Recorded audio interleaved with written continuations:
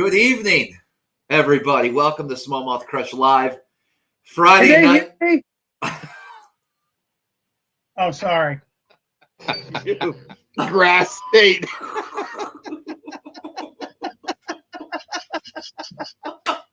I'm gonna pass out, man.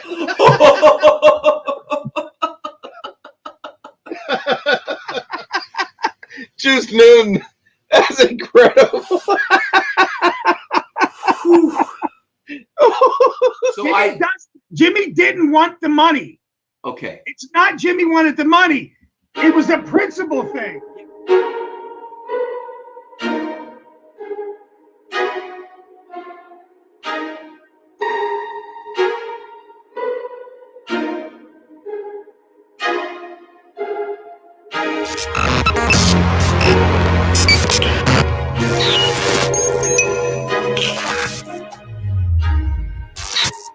Let it go there. I didn't think so. I'd like to end this fucking show right now, actually. The 9-inch. So that's another thing. A lot of people like throwing a 7-inch. Let me tell you something. I've never met a woman that says she likes it smaller. Bigger is better. Bigger. SmallmouthCrush. Nice. Help me. Oh, I can't, man.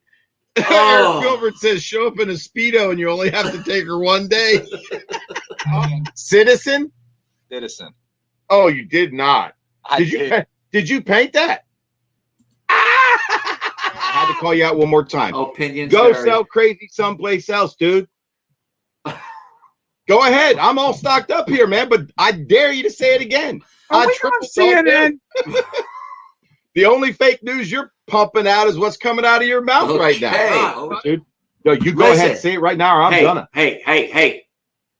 Right now. Guys, thanks for hanging out with us tonight. Appreciate it. Don't forget to subscribe to the channel. And And as always, until next time, we'll see you on the walk tomorrow.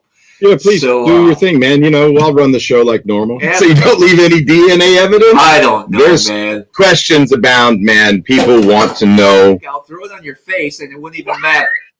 I mean, that's what I said. Let's be honest. Let's leave it with some death metal from Clam Fight and SmallmouthCrush collaboration.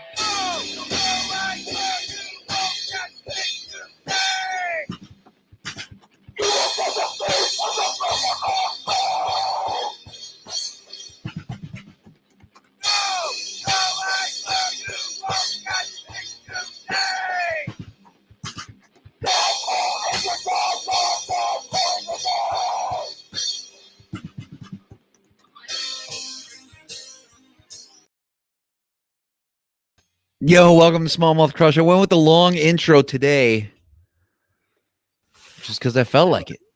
I was laughing, man. It made me laugh, man. I was laughing in the background, backstage the whole time.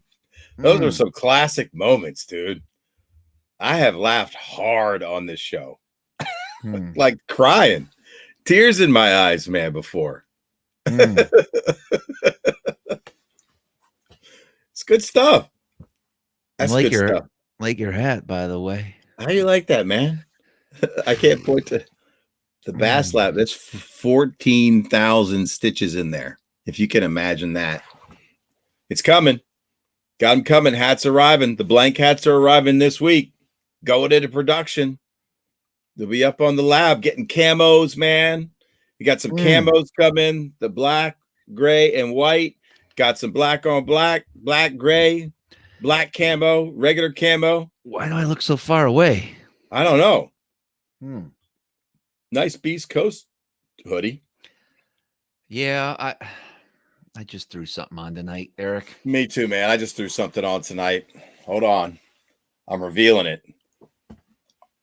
It's going to be live at 8:30 tonight on the Bass Lab site. River Rat limited run. I got a feeling they're going to sell out quick. I don't have many, but I'm pretty stoked about it, man. It's vintage. It's super soft. It's a thin t-shirt. So don't be like, if you don't want a poly cotton blend, don't buy this t-shirt. It's not 100% cotton. So I don't like really fat printing on my shirts. So this is a real soft hand, super lightweight t-shirt. So yo, check them out if you want them. That's cool. If not, it's all good. Hopefully you save me one. Would you wear a River Rat t-shirt? If you gave me one, I might. All right. Well, you could go to the site and order. Remember how you used to treat me like that? You'd be like, dude, I'm not giving you a sticker. Go to the site and order one or a hat, just like everybody else. And by the way, I might make you beg a little. And by the way, I know, speaking of merchandise, I know I'm pretty much sold out of my hats and T-shirts and hoodies, but I do have the buffs, and a handful of orders came in while I was gone last week. I didn't bring them with me. I did send them all out today. So if you ordered in the last week or two, I do apologize.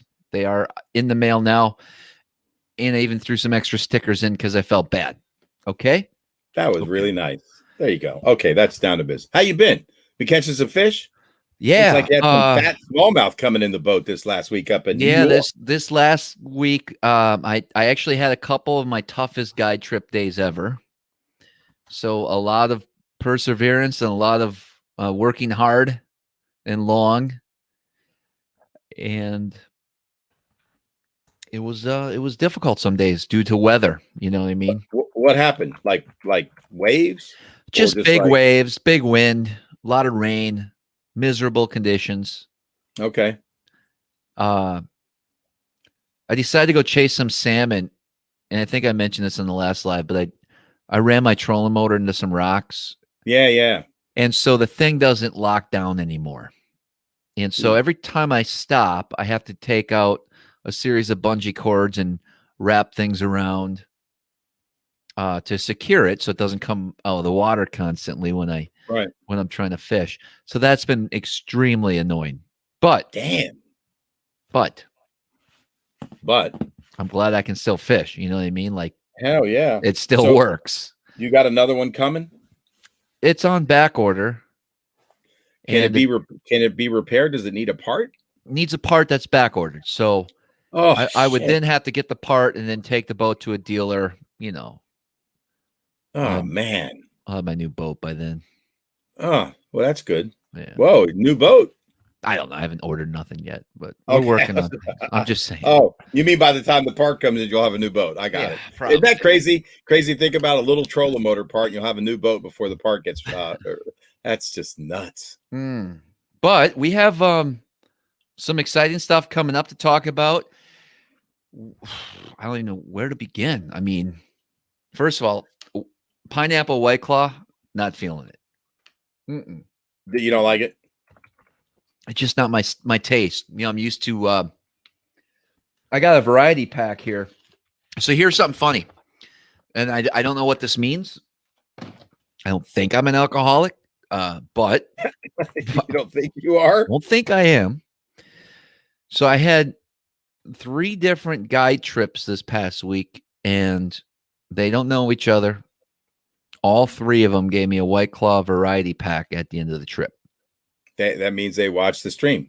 Isn't that crazy? 3 people. 3 different people. Wow. So I can assort and take out all the black cherries, strawberries. Right. The flavors you like. Raspberry. And in a pinch, if you need a drink. If we need to drink pineapple, we will here. Are you feeling like you might get into the pineapple tonight? I got mango next, so we'll see. Haven't made up my mind. I do want to give a shout out to my buddy Steve. Steve invited me to dinner up with his family up on Lake Ontario this past week. And really cool family. I'm just want to give thanks. I know he watches the show quite a bit. But it was one of those things, Eric, where, you know, some dude randomly messages you on Instagram, hey, you want to come on over for some dinner later? You know what I mean? And sometimes it's hard for me to get back to everyone. And he might have asked me twice, right? So now I got to deal with the guy, right? You messaged me twice. I'm going to have to do something here. Right. So I said, yeah, maybe we'll work. You know, I'm busy. I ain't got time to go out to dinner. You know what I mean? Sure. But they were very persistent. And I was driving across the bridge and I saw a deer swimming. Yeah. I saw you film that. Saw a deer. I'm like, what the fuck? That's a big buck. I'm going to pull over. So I pull over, I get out and I stare at this deer for 20 minutes. I'm wondering what direction he's going to go. Seems very confused. But but he kept swimming out to the big lake. You know what I mean? Like, what are you gonna do? He might be on Galoo Island for all I know right now. Right. So as I'm sitting in my truck looking at the video, posting it, this dude drives by and pulls over and goes, "There you are," or something to that effect. I'm like, who's this guy? Well, this is the guy that's trying to invite me out to dinner. So we he found me, right? So we talk a little bit, and his wife was there. She was really nice, and I felt comfortable. And I was worried maybe they were going to eat me for dinner, Eric. You never know, right? Those thoughts can go through your brain sometimes. Exactly. So it turned out innocent, awesome meal, great family. I'm glad glad. Sometimes you got to step out of your comfort zone, man. Did they have a cat? No. A dog? No pets that I saw. Kids? Yes. They had some children hanging around. How are you around the children? You remember their names? Good. Yeah, it was fun. No, I said, do you remember their names? If I thought long and hard, I could think of it. Okay, just checking. Do you remember their names? Yes. I do. Okay, just checking. Anyways, Eric. So big shout out to Steve for that. Next week. What do you got? No, you go. Next week's show is going to be a special one. And there he is in the comments. Who that? Steve, the guy that I had dinner with. Oh, cool. Hey, Steve. Next week I was able to pull this off, and it was a little of a challenge. And we're going to be having we're going to be talking a little bit about rods, and specifically St. Croix rods. And we have a representative from St. Croix that's going to be joining us, a great guy. And he's going to really talk about the history. Listen, if you're not a St. Croix fan, if you got your own brand that you stand behind, I still think you might be able to take away a few things from next week's show, because we're going to talk about what really goes into rod building. We're going to talk about some of the issues that we're facing now as far as different companies that are building product in the industry. We're going to talk a little bit about different styles of rods, what makes one different, and hopefully it can help you. Maybe you're looking for a technique specific rod for this technique, right? Whatever it may be. I think we'll be able to go through that. And I know Eric will ask some pretty good questions, I'm sure. Right. But I'm really excited. I'm excited about St. Croix. I'm excited about their rods. I've been using them strictly for the full season.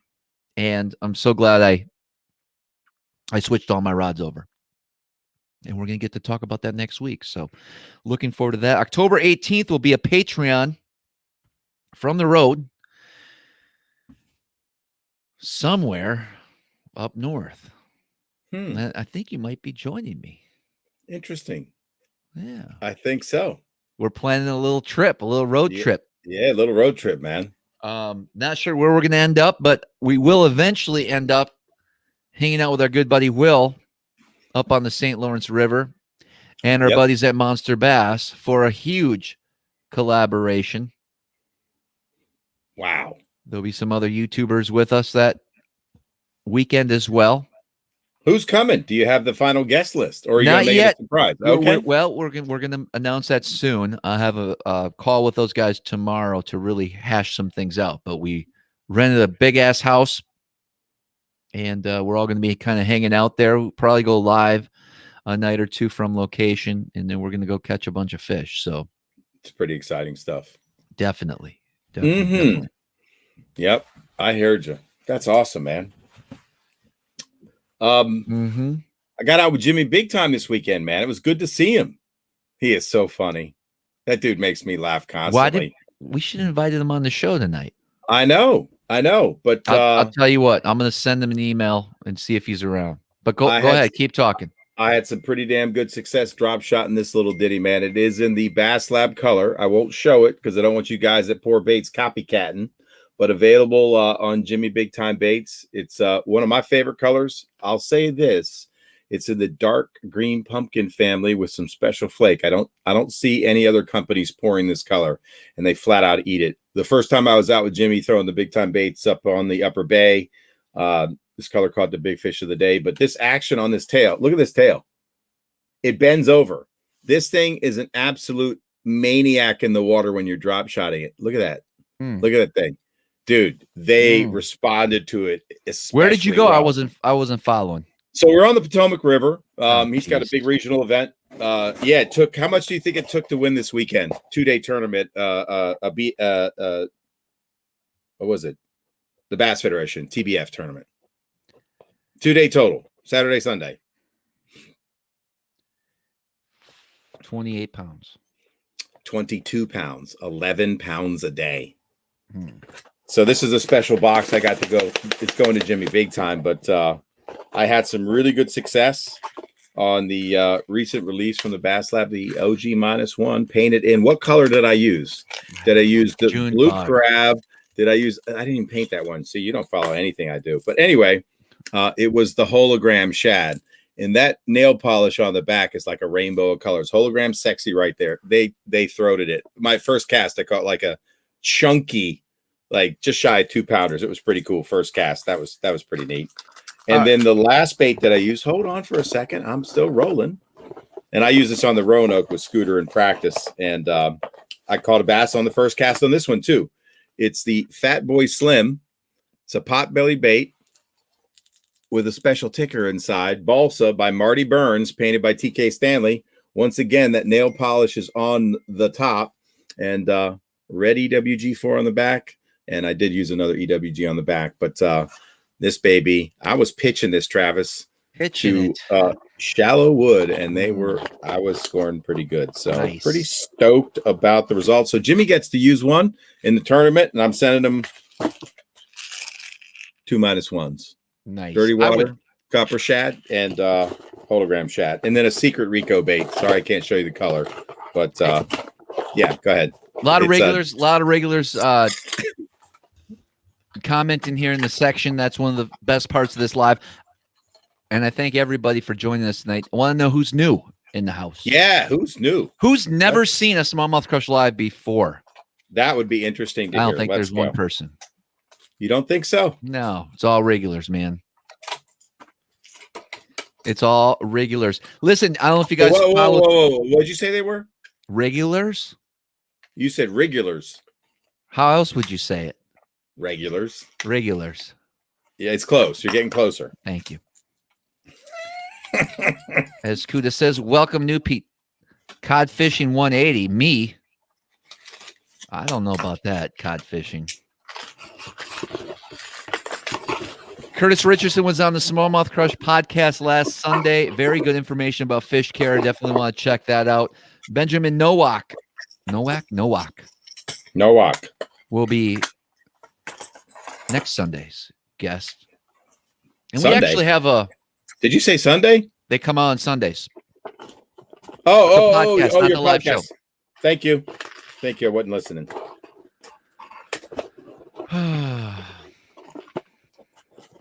Chris Birch, never seen a whole live show. Welcome, Chris. Cool. Sean Lai. Wigglers. Mike's asking about the NRA outdoor show in Harrisburg this winter. Not sure if I'll be there. Really got to figure some things out this week about my schedule. Perhaps. If I am there, I'm sure Eric will drive up. You drove up last, was it 2 years ago? Yeah. When they had it? I got COVID. Did you? So I got sick too. We both had it. I'm sure we both had it. Yeah, we're fine. Yeah, that's good. Properly nutrified, man. We made it. I believe in that. We made it through.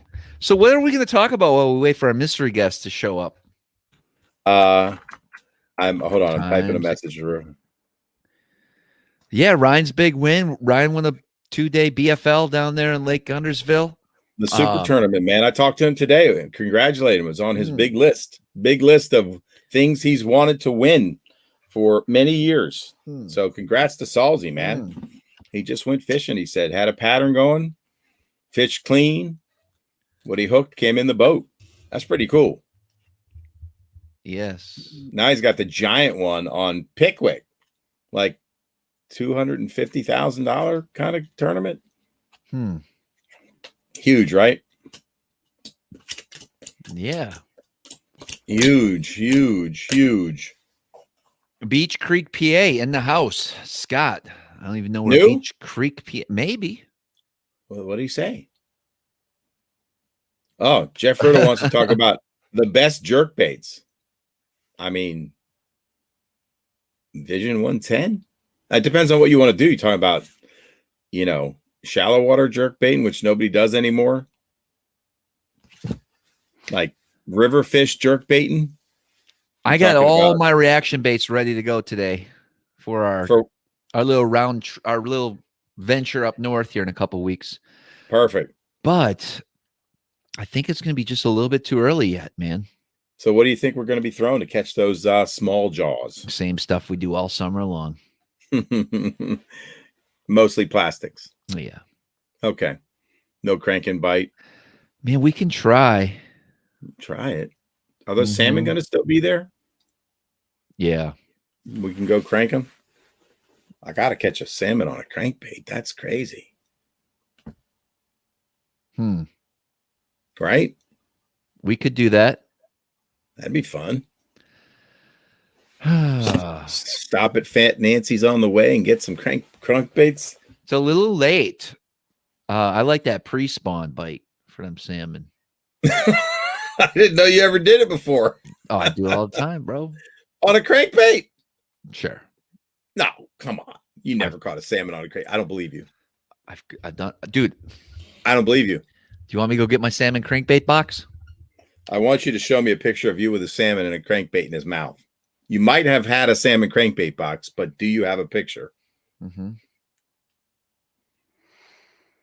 Eric, why do you make me go through all this stuff? Because I've never heard you talk about it. I know you went salmon fishing. Well, there's a salmon I caught with the exact crankbait I caught it on. That's your new St. Croix rod. So that's a brand new one. And I know you told me. Okay. I'm looking for an older picture. Oh, yeah. Wait. I don't keep older pictures on that phone. Not buying it. Not buying it. There will be an audit of your picture. Oh. If you know what I mean. Well, I'll tell you what. Big Tech's not going to want that news to come out, so they're going to start testing and censoring here. If you know what I mean. Don't even start. Listen, let's just continue on with the show. We don't got to go there. You did. And let's bring. I didn't go there. You did go there. And I'll say one thing about that. It's the same thing you've been saying for 2 years straight. Okay. Let's bring Alex in real quick. What is going on? No, his name is AI. AI. Yeah. Congrats on the new job, Alex. Hey, everybody, give Alex a hand. He just landed a job at Eli Lilly. Did you know that, Travis? No. Yes. Travis doesn't follow me on LinkedIn. Oh, shit, my background fell down. I thought he's naked. I was under the assumption that he was quitting his job so he could make me a website. So this is news to me.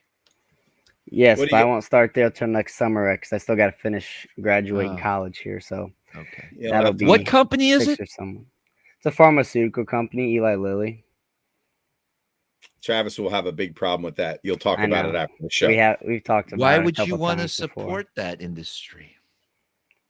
Saves lives. You make medicines that save lives. Oh my god! Let's talk about why your brain is so jaded and tainted. It's not, bro. Just Nutrify and stop eating gluten, and you'll live to be 120 without any issues. It's not that hard to figure this out. And don't smoke Spirit Shads. It's a brand that you might think is good for you, but it's not. Or drink White Claws. Too many White Claws. Everything in moderation, they say. Yes. Right? For real. Well, congratulations on your new job, of course. Yeah, thank you. Yeah. Pretty excited. Oh, man. Is that local? Like, do you have to move or? No, I'll move. It's in Indianapolis, so about an hour away from here. South, it should be nothing too bad. So I'll be a little closer to the Southland, but still in Indiana, which is always a good place to be. Might not be the best fishing, but it's cheap and nothing too crazy ever happens here. There's no hurricanes, tornadoes. Hey, there you None of go. that good stuff. There's got to be tornadoes. Not yet. I mean, you'll get a bad thunderstorm every once in a while, Yeah. but Well, just wait. Yeah. The technology's there as far as weather manipulation and what's going oh on. yeah, I didn't think about that. Oh, it's Travis- ridiculous. It's Travis, ridiculous. what have you been reading this week? Because you are loaded for bear. Oh, So geez. let's see. In the last 5 minutes, you're going, why would you want to support a shitty company like that? Weather manipulation where you're moving and testing outages deep state. That's in the last 3 minutes. That's what's come out of your mouth. You are a tortured soul. Oh, jeez. I truly feel. No wonder you drink so fucking much. I'd have to drink 12 fucking White Claws a night if I listen to what you listen to. Jeez. Oh God, I pity you, man. I really, really do. I feel sorry. I'm sorry for you, but you'll get through it. Just keep that variety pack close to your hip. So no response from Big Time Jimmy just yet. Okay. Gotcha. Do you want me to try to ping him? No, it's fine. I tried. Okay. Jimmy's so far out of the loop too. Like he messaged me the other day. He thought I was fishing some big tournament. Oh, I guess this was like 3-4 weeks ago now, but it was the Messina event, the FLW Open. He goes, "How'd you do today?" And I caught like 25 pounds that day. I go, 25 pounds. He's like, "Oh my God, where are you at?" I'm like, I just let it go for a while. For a little bit. Finally, I told him, I'm like, I'm not in the tournament, bro. This That's funny. So, Travis, I wanted to ask you. So, Eric was curious when he said, what are we going to catch him on when we go up to Will's here in a couple of weeks? Mm-hmm. And you said, I think we're still going to be catching him on what we caught him on all summer. What needs to change for you to want to switch up what you're throwing? Okay, so nothing actually changes. Maybe by Will's they do. They will start. The fish in the river will act a little bit differently than the fish on the bay. Or Ontario. Sorry, I'm reading comments about Sturgeon Bay and Green Bay. Actually, it works the same way. A lot of those fish that are offshore, they live offshore year round, at least on Lake Ontario. Like that's their home. So they're not going anywhere.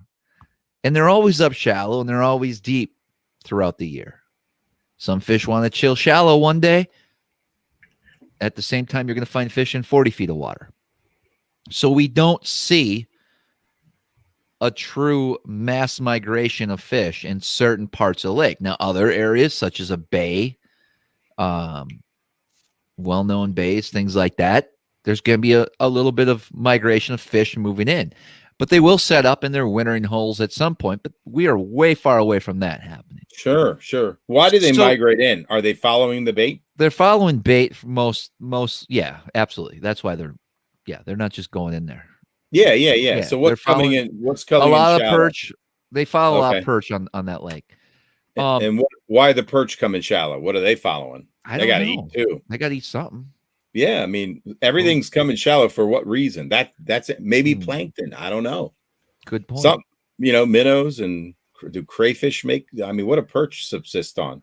Smelt, right? No, I mean, right? they eat those little freshwater shrimp. So the shrimp come shallow. Yeah, there you go. I'm no expert when it comes to the perch, but I will tell you this. I sort of am. You're a perch jerker. You are. But what happens in certain parts of the country too? Like you're going to see fish will do a little bit of migration and getting ready and setting up in their winter spots. So that is part of it's true, part of it's not. Did you just say Will is going to set up and do his winter migration? What? I'm not sure. I think you said Will. Well, what did you say? Oh, fish will. I thought you said Will start to do his winter migration. Will Clue. I'm like, I didn't know what that meant. Well, maybe I wanted to dive into that a little bit. Why is Will winter migrating? I don't know. And what does that mean? So, but there's other techniques that certainly work. I stated I'm going to still be doing a lot of drop shotting, net rigging, and we do that all season long. I mean, Eric, you caught one of your biggest smallmouth ever drop shotting a spirit shad in December, right? Yes, absolutely. End of November. So right, you're going to find that happens, but you're able to, I guess, target fish and have a little bit more fun with different techniques this time of year because they are a little shallower. They are sometimes schooled up Right. if you can find them, so you can start throwing the jerk bait more. Not that you can't all summer long. You certainly can. I don't want to give you the wrong ideas. Every single smallmouth bait ever made works year round, in my opinion. There's just certain baits that work better than others. Sure. More baits that are more efficient at catching fish quickly, Right. or easier. Right. But no doubt you can throw a crankbait all summer long and catch them. Sure. Would it be harder for me to get on a good crankbait bite July and August for smallmouth on Lake Ontario? Probably. You know what I thought was interesting? But I That one could do dude it. that was Southern. Yeah, I can't remember where he's from, but he'd never been there. And all he did was find wind blowing points and throw a chatterbait up shallow for smallmouth and made the top 10 in your tournament. That I thought was what? Mhm. Well, I wouldn't have expected it. absolutely. But And wow. And if he switched it up with a smaller swim bait, sure. he might even done better. Right. You know, I mean, right. Those fish are keying on bait fish. You got the wind. I mean, clearly, makes them feed. I know on the big, southern lakes that I fish with Scooter, when the wind is chucking, man, they move up on the hill. And you could throw a moving bait and big fish go to feed. I learned facts. I learned, like I say, every day I go out, I learn something new. Okay. Sure. I found another interesting thing last week while I was out there. And I'm finding a bunch of these interesting things around the lake, and they're all kind of the same. And I'm not going to make accusations, and I'm not going to say what I think is going on, but I believe there's some well-placed man-made structure that I'm finding out there. And it's very interesting. What? And I have 3 of them now. Wow. Maybe we'll talk about that privately. That's fascinating because it's been done on southern reservoirs, in particular blueback herring lakes. And I know of one angler over the last 5 years that's won over $400,000 because he plants several hundred of these structures every year. They're called cane piles. And they're made out of bamboo, fresh cut bamboo, 12 to 14 foot tall, 5 to 6 of those 12 to 14 foot tall ones. There's a 20-ounce empty soda bottle on top, zip tied to the top for flotation. 3/8 inch hole drilled the bottom, a cable, and a 1 cinder block. And they sink hundreds of them and waypoint them all, and then throw a top water over top in the summer months in spring. And the bluebacks love that for cover. The bigger largemouths and spot use it. And it's just like you roll up and you got to hit a lot of these spots. It's crazy, right? Anyway, man. So nuts. Hey, Alex, I just put the River Rat t-shirts live. If you wouldn't mind putting up a little message that River Rat t-shirts are live. I know a lot of people have been asking when they were going to come. So super limited release. They might be available, all through the week, or they might be gone tonight. I just don't know how many people are interested that are watching. So anyway, thanks. Yeah, I got it. Keep going, Travis. No. So that was one new thing I discovered. And then I learned something that was really interesting. So it was a windy day, and I made a video, and I'm not sure if the video is even going to turn out. I was having some camera issues that day, but okay.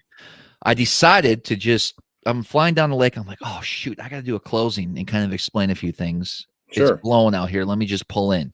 So I pull into the bank and getting ready to set things up. I put the power poles are down. I'm literally 15 feet from the bank, and I look down, and there's like 3 giant smallmouths swimming around. Oh my God. Like in the 5+ pound class. I'm like, well, this is new.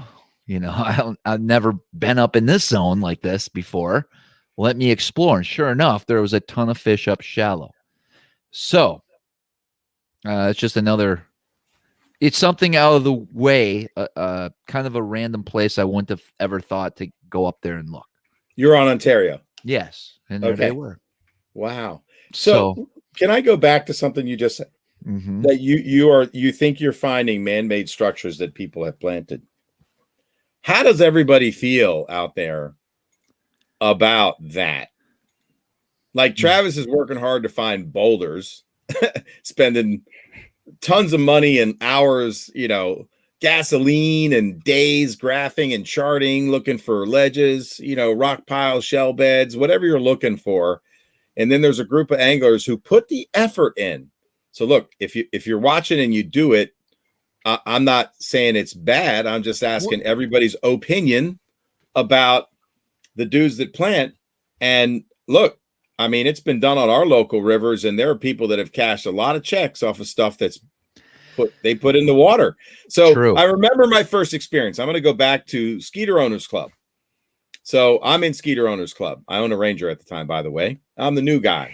I'm the rookie. It's my rookie season. I've been out of bass fishing, hadn't fished a tournament in 10 years. So I'm sitting in second place, and I'm right behind the guy who'd been Mr. Bass. It was a father-son team. They shared information. So that kind of graded me a little bit. It's like 2 against 1, but all right, and I'm coming back, and I'm knocking on the door.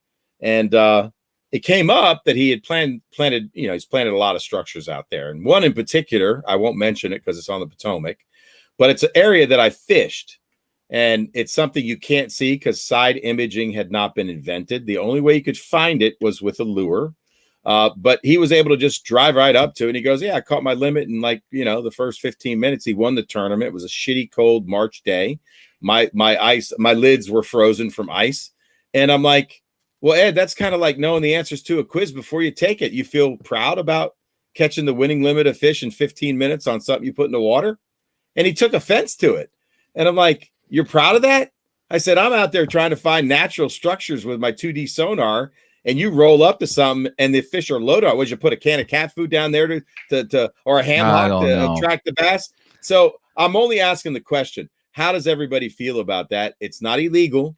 It's not written in the rules. It's illegal state. A lot of state bodies of water, it's illegal to put in. So here's the point. You're right. I think it's illegal probably on every body of water, right? Because they don't want people diving off a dock into a fucking group of Christmas trees or whatever they put off the end of their dock, right?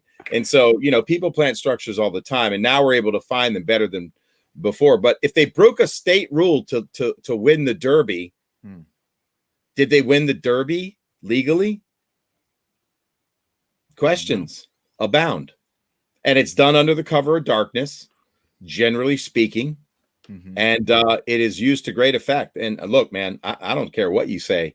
You know how strong a boulder is. Well, a pile of freaking cinder blocks placed strategically that aren't going to get washed out by current around another man-made structure, and I think you know what I'm talking about, are deadly.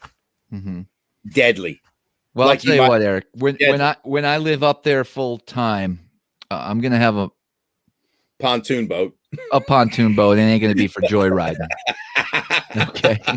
Listen, all right. I just asked the question. I didn't know how everybody else felt, but I remember I was unaware that people planted structure. I mean, that's just my junior bass brain getting back into the sport. I was a full-time dad. I was coaching. I was trout fishing a little bit.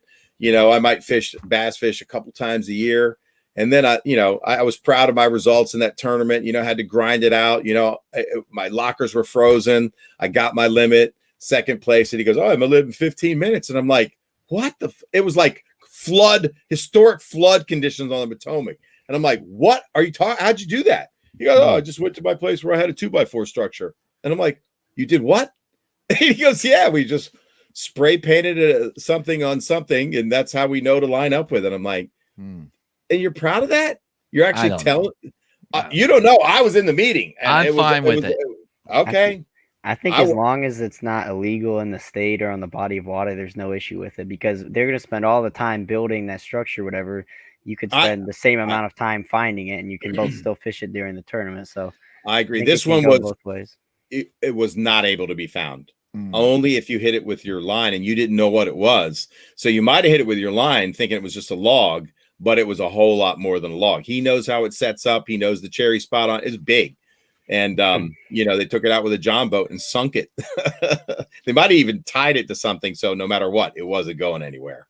Wow. So, yeah, won a lot of money on that. One piece of structure. Let us know in the comments. We need to keep rolling because we do have a couple guests lined up for this for tonight's show. And our next guest that we're going to bring on, actually first time ever on the Smallmouth Crush Live show, but not the first time on the YouTube channel. He's joined me in one of my adventures on the big lake, and it wasn't the most successful trip, but I think he caught his personal best. I can't remember. We're going to find out. And he also did some damage this past yesterday in a BFL 2-day event, and we're going to hear all about it.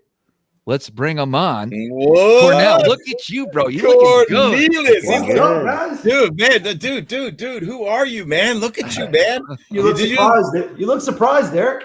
Did you lose some weight, bro? You're looking like, fuck yeah, dude. You're like fucking badass, man. Under Armour shirt on. I did 3 push-ups last week. Oh my God. Cornell, man. Cornelius, the first time I met Cornelius, man. Unbelievable. That guy, when we did a little practice video with Travis, man, he had me laughing. I walked into so many of his jokes and I didn't even know it was coming. He's a sneaky joke master. He can fish his fucking ass off. And clearly that motherfucker's in good shape. So let me just tell you something. Oh wow. It's just the damn shirt and it's black. Black makes everything look good. Cornell is a badass, everybody. Listen, welcome. Cornell, excited to have you. If you guys don't know, he has a very successful YouTube channel, YouTube Fishing Vids, catchy name, and you've been a lot more active lately. What's the deal, man? Yeah, summertime was busy. Not just busy, but with the schedule and the timing, and it was hot this summer. Mid-Atlantic's a brutal scene. So when it comes down to it, I like to call myself a trooper. I get out there when I get out there, but when I've got a day off or barely 2 and it's 98 plus humidity, I ain't going fishing unless it's bright early in the morning for like 3-4 hours before I melt. So there's a few excuses there. I think everybody knows how that is. You can't always get out there when it's 105 heat index. So a little bit of that, a lot of the schedule, family, all that goes with it. And finally, now with the seasons changing, as all of you guys know, it's getting a lot better out there and a lot more comfortable to fish. So here I am putting out some more videos. Yeah. And, so you've been dealing. Listen, you got a big win on the BFL level. Have you ever won a BFL before? I have not, and I fished my first BFL as a co-angler in 2016. So it's that many years. No, 2015, I think it was. That was the first year. So what, about 6 years before I got the win. Walk us through what body of water and walk us through your days, because Kerr Lake Super Tournament. So I had 2 days to get it done, and it was brutal out there, guys. I mean, for co-anglers, always can be tough, but this is the fall transition. These fish were everywhere and nowhere. So basically, it was a flip the script, I should say. Day one, I had a guy who was awesome. Both of my guys were awesome. Pretty good sticks down on Kerr too. They knew their bodies of water. And first day was deep, out on deep shoals. He called it, basically community holes. A lot of people knew what they were, but he was using those special electronics to see what he was seeing. He said his first couple of days of practice were basically seeing fish that he didn't want to throw to when it comes to maybe the finesse routine. Because I had practiced and I was doing pretty well with the finesse routine. Of course, the drop shot's one of my things, and I'm in the back of the boat, so I'm going to be playing a drop shot game. But with what I had mentioned and what I told him about the drop shot picking off a few, he decided and he agreed that if he had thrown that drop shot down to the fish that he saw, they'd probably easily pick them up, and that's what we did. So we went out to the spots where he had seen fish that weren't biting on necessarily top water as good as he would have liked, or anything else that he wanted to throw, from flukes to all the other moving baits. We dropped down to him. And I locked in on a 5-fish limit for 8 pounds, 6 ounces on day one to get me into day 2. Day 2, to make a long story short, we went from 40 to 60 feet sitting in it, casting in the 20 to 35 to 2 to 3 feet of water and wood on the banks. That was my day 2 with a stick. Who knew what he was doing? But you know how it is as a co-angler, sitting in the back of the boat. I've got nothing. I wasn't backboated. It was every opportunity that I could have. It's just he's fishing one tree, so you know how that's going to go. Sure. I had a spot or two at the tree after he was done with it, but I had everything to the side, everything to the back. And early in the morning, when we did have an opportunity to run a bank from one tree to the next, which was rare because it was often just a quick run to the tree, get it and go, I ended up having some bank to play with, and I had a fluke. Of course I had a fluke on, right? This time of year. And sure enough, I played that fluke game, and early first hour, I got myself a 3+ on a fluke over a little rock vein off the point. So real quick, so you're running he's running to another piece of structure, or maybe he's working the bank, or is he just? He's working. No, he's at his tree, but there's a tree close enough by that he didn't have to run to it, so he decided to work the bank to get there. And en route, we're parallel to the bank. We come up on a rock vein that jetted out. He threw across it with the crank. I threw it 45 to the bank and pulled it off, and I pulled one right off the rock. Saw him coming the whole way, and he ambushed it from the side. And that was what do you mean? So it's clear water? Fairly clear enough for a fluke. Yeah, this pearl fluke. That was the game. So it was it a super fluke junior? Or what size? Super fluke, standard fluke. And what was the hook? How are you rigging that? Here's the twist, guys. This is the dynamic. Treble? This is what made me change to what I used. The day before, playing the deep drop shot game, getting my 4 keepers. The fifth, I should say, it's the fish that I missed. The one fish that I missed on day 1 was over 4. I missed one over 4 that ate it, coming straight at me, and he only did this for 45 minutes, and he said this is what he's going to do. Went from deep water. He said, I just want to hit some shallow spots for 45 minutes. If we don't get them, we're going to go back to what we're doing. He ended up making it an hour and a half because, and probably, I'm not joking, guys, 8 inches of water, the most dead-looking bank. All you saw was the mud bottom and maybe a couple of sparse sticks. I threw up my Texas rigged super fluke, pearl, weightless, and I flicked that thing across the tree, and like out of nowhere, it manifested itself. You see this little green pig coming right at me, straight towards the bait. I mean, right at the bait. I'm bringing it. I'm seeing it coming. He eats it. I set the hook on him, and he's still coming at me. So I felt the pressure. My rod's bowed, but he keeps coming. I'm reeling as fast as I can. Dang. And he jumps. And where does the bait go? Bait goes that way. Fish goes that way. I couldn't keep up with him. He ate the hell out of it, though. So I lost that fish, and he wanted to stick it out for another half an hour. I did get one more keeper on a fluke, and that was number 4. And then we went back out to the deep water. I locked into one more 2.5 for the limit. So what that meant to me is that if I'm going to be fishing mainly open water and not near much cover, I went banjo minnow style day 2. Yeah, baby. GPS screw lock, and I screw locked in the nose. Came up with a beautiful little opened octopus hook under the chin through the actual screw lock nose and locked him in, and I had an open hook. And when that fish ate, he was nothing but hooked. Right in the corner. So day 1, when you inside top right above the tongue. No, that's beautiful, man. That's a good little trick. Not many people do it, man. Tactical Bassin showed me that one. I thought you were going to tell me the tactical Bassin trick of putting the treble hook on the, in the back. And those guys also show off the screw lock in the nose and the open hook under the chin routine. That's a really great way to go. I say, can I ask you who your anglers were? Because I know a few people down at Kerr. That's my tournament coming up this weekend. Yeah, it was the first guy was Michael Benton. I can't remember what his last name was. Yeah, but I fished with the stick Martin Villa. Oh wow. And what place did they come in? Your two. Martin got 5th place. And nice. Michael ended up he did make it to amazingly, he made it to day 2 and I believe 21st or 22nd. 23rd place was the cut for day 2. Okay. Martin ended up in 5th, and I can't remember where Mike ended up. Of course, you got to check because he made it to day 2. Awesome. Yeah. Awesome guys. They both did well. Martin was in 2nd place because I was in 2nd place. Obviously, we get paired out with the same position for day 2. And Martin was going into day 2 in 2nd place, but he couldn't get that 4th and 5th fish. He ended up with 3. Wow. Three really nice ones, though. What was the water level? Was it 300? Right at full pool or 299? Barely there, like 299 from what I checked, and it seemed even lower than that from what I was looking at. It may have been coming up, but it was low. What about the water temp? Water temps were starting off in the morning around 74. I'd say it got up to it. I think I saw up to almost 80 degrees in some spots, but anywhere from 74 to 78. Okay. Did you guys launch out of Flemingtown? We launched out of Little Nutbush. Little Nutbush. Okay. Campground down there. Gotcha. Yep. Jack Wade Farm Road, whatever that is. That nice little area over there. So on day 1, when you caught your 5th fish, did you feel like you have a shot? Did you think, wow, I'm going to get this done? What was going through your mind? My boater was tripping me out all day because he was still on point with everything he was saying. He said, and I told him I blanked at James. I had 3 checks so far. one fish at Smith, and I cut a check at the Kerr. I cut a check at the High Rock, and I blanked at James, putting me in 45th. And 45th is the cutoff for the regional, right?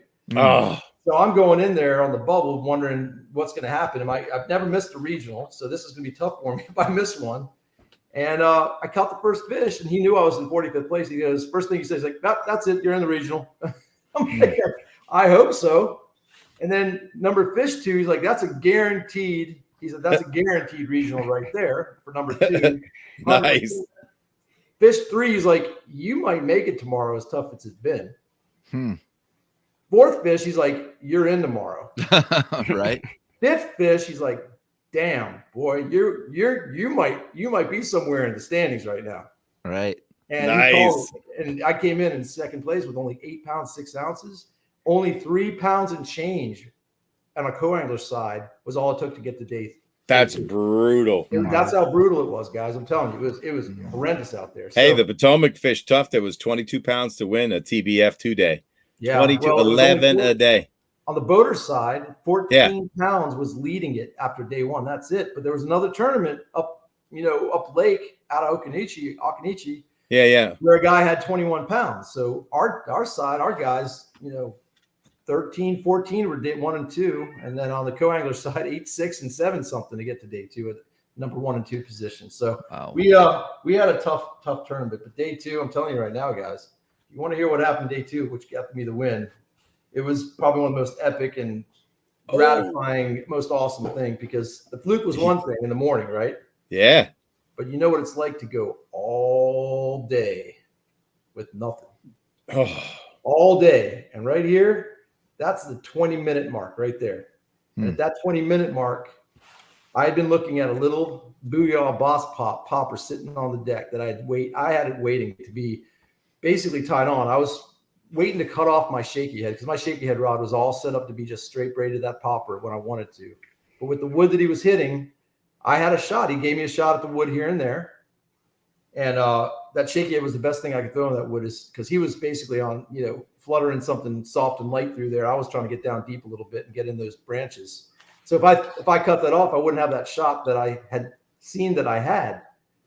But once we got to the point where I throwing the drop shot, I'm throwing the fluke, I'm throwing the shaky, I'm back and forth with everything. Spinnerbait every now and then here and there around the boat.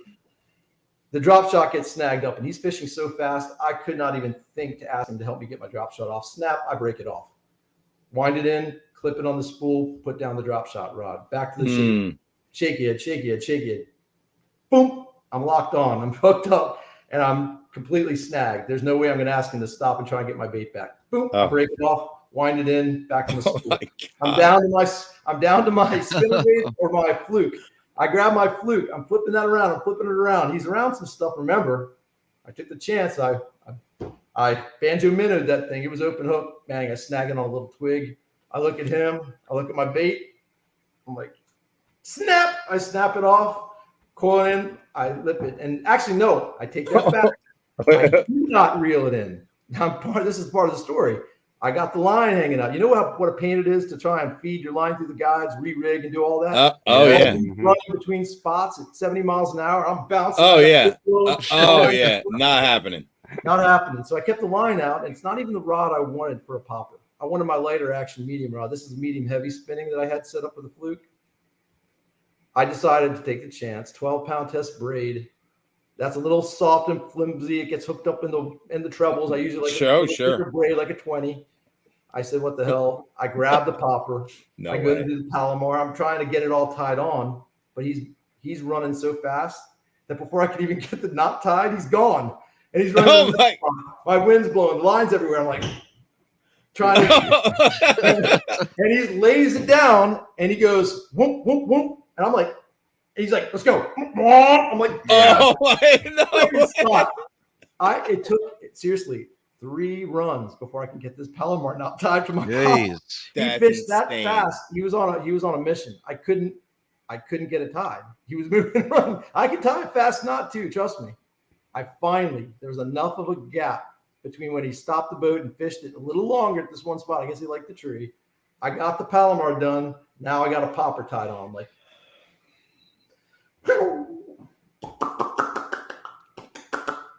2 casts at this one spot. Let's go. Right. Sounds like Scooter. He lays it down. He had a beast of a boat, big, beautiful Ranger, man. That thing was faster than hell. And he gets to the next spot, off a point. Inside the point, he's fishing a tree. And inside the point on the bank, he's got the border 45. So I got the bank right in front of me. And I got all the parallel bank to the side on the left.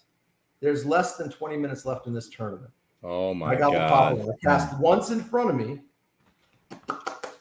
bring it in, and I just look to the left and I see the brown bank turning green where it goes shallow to deep. I'm just thinking if there's just one of these pre-fall transition bass just cruising, maybe there's one there.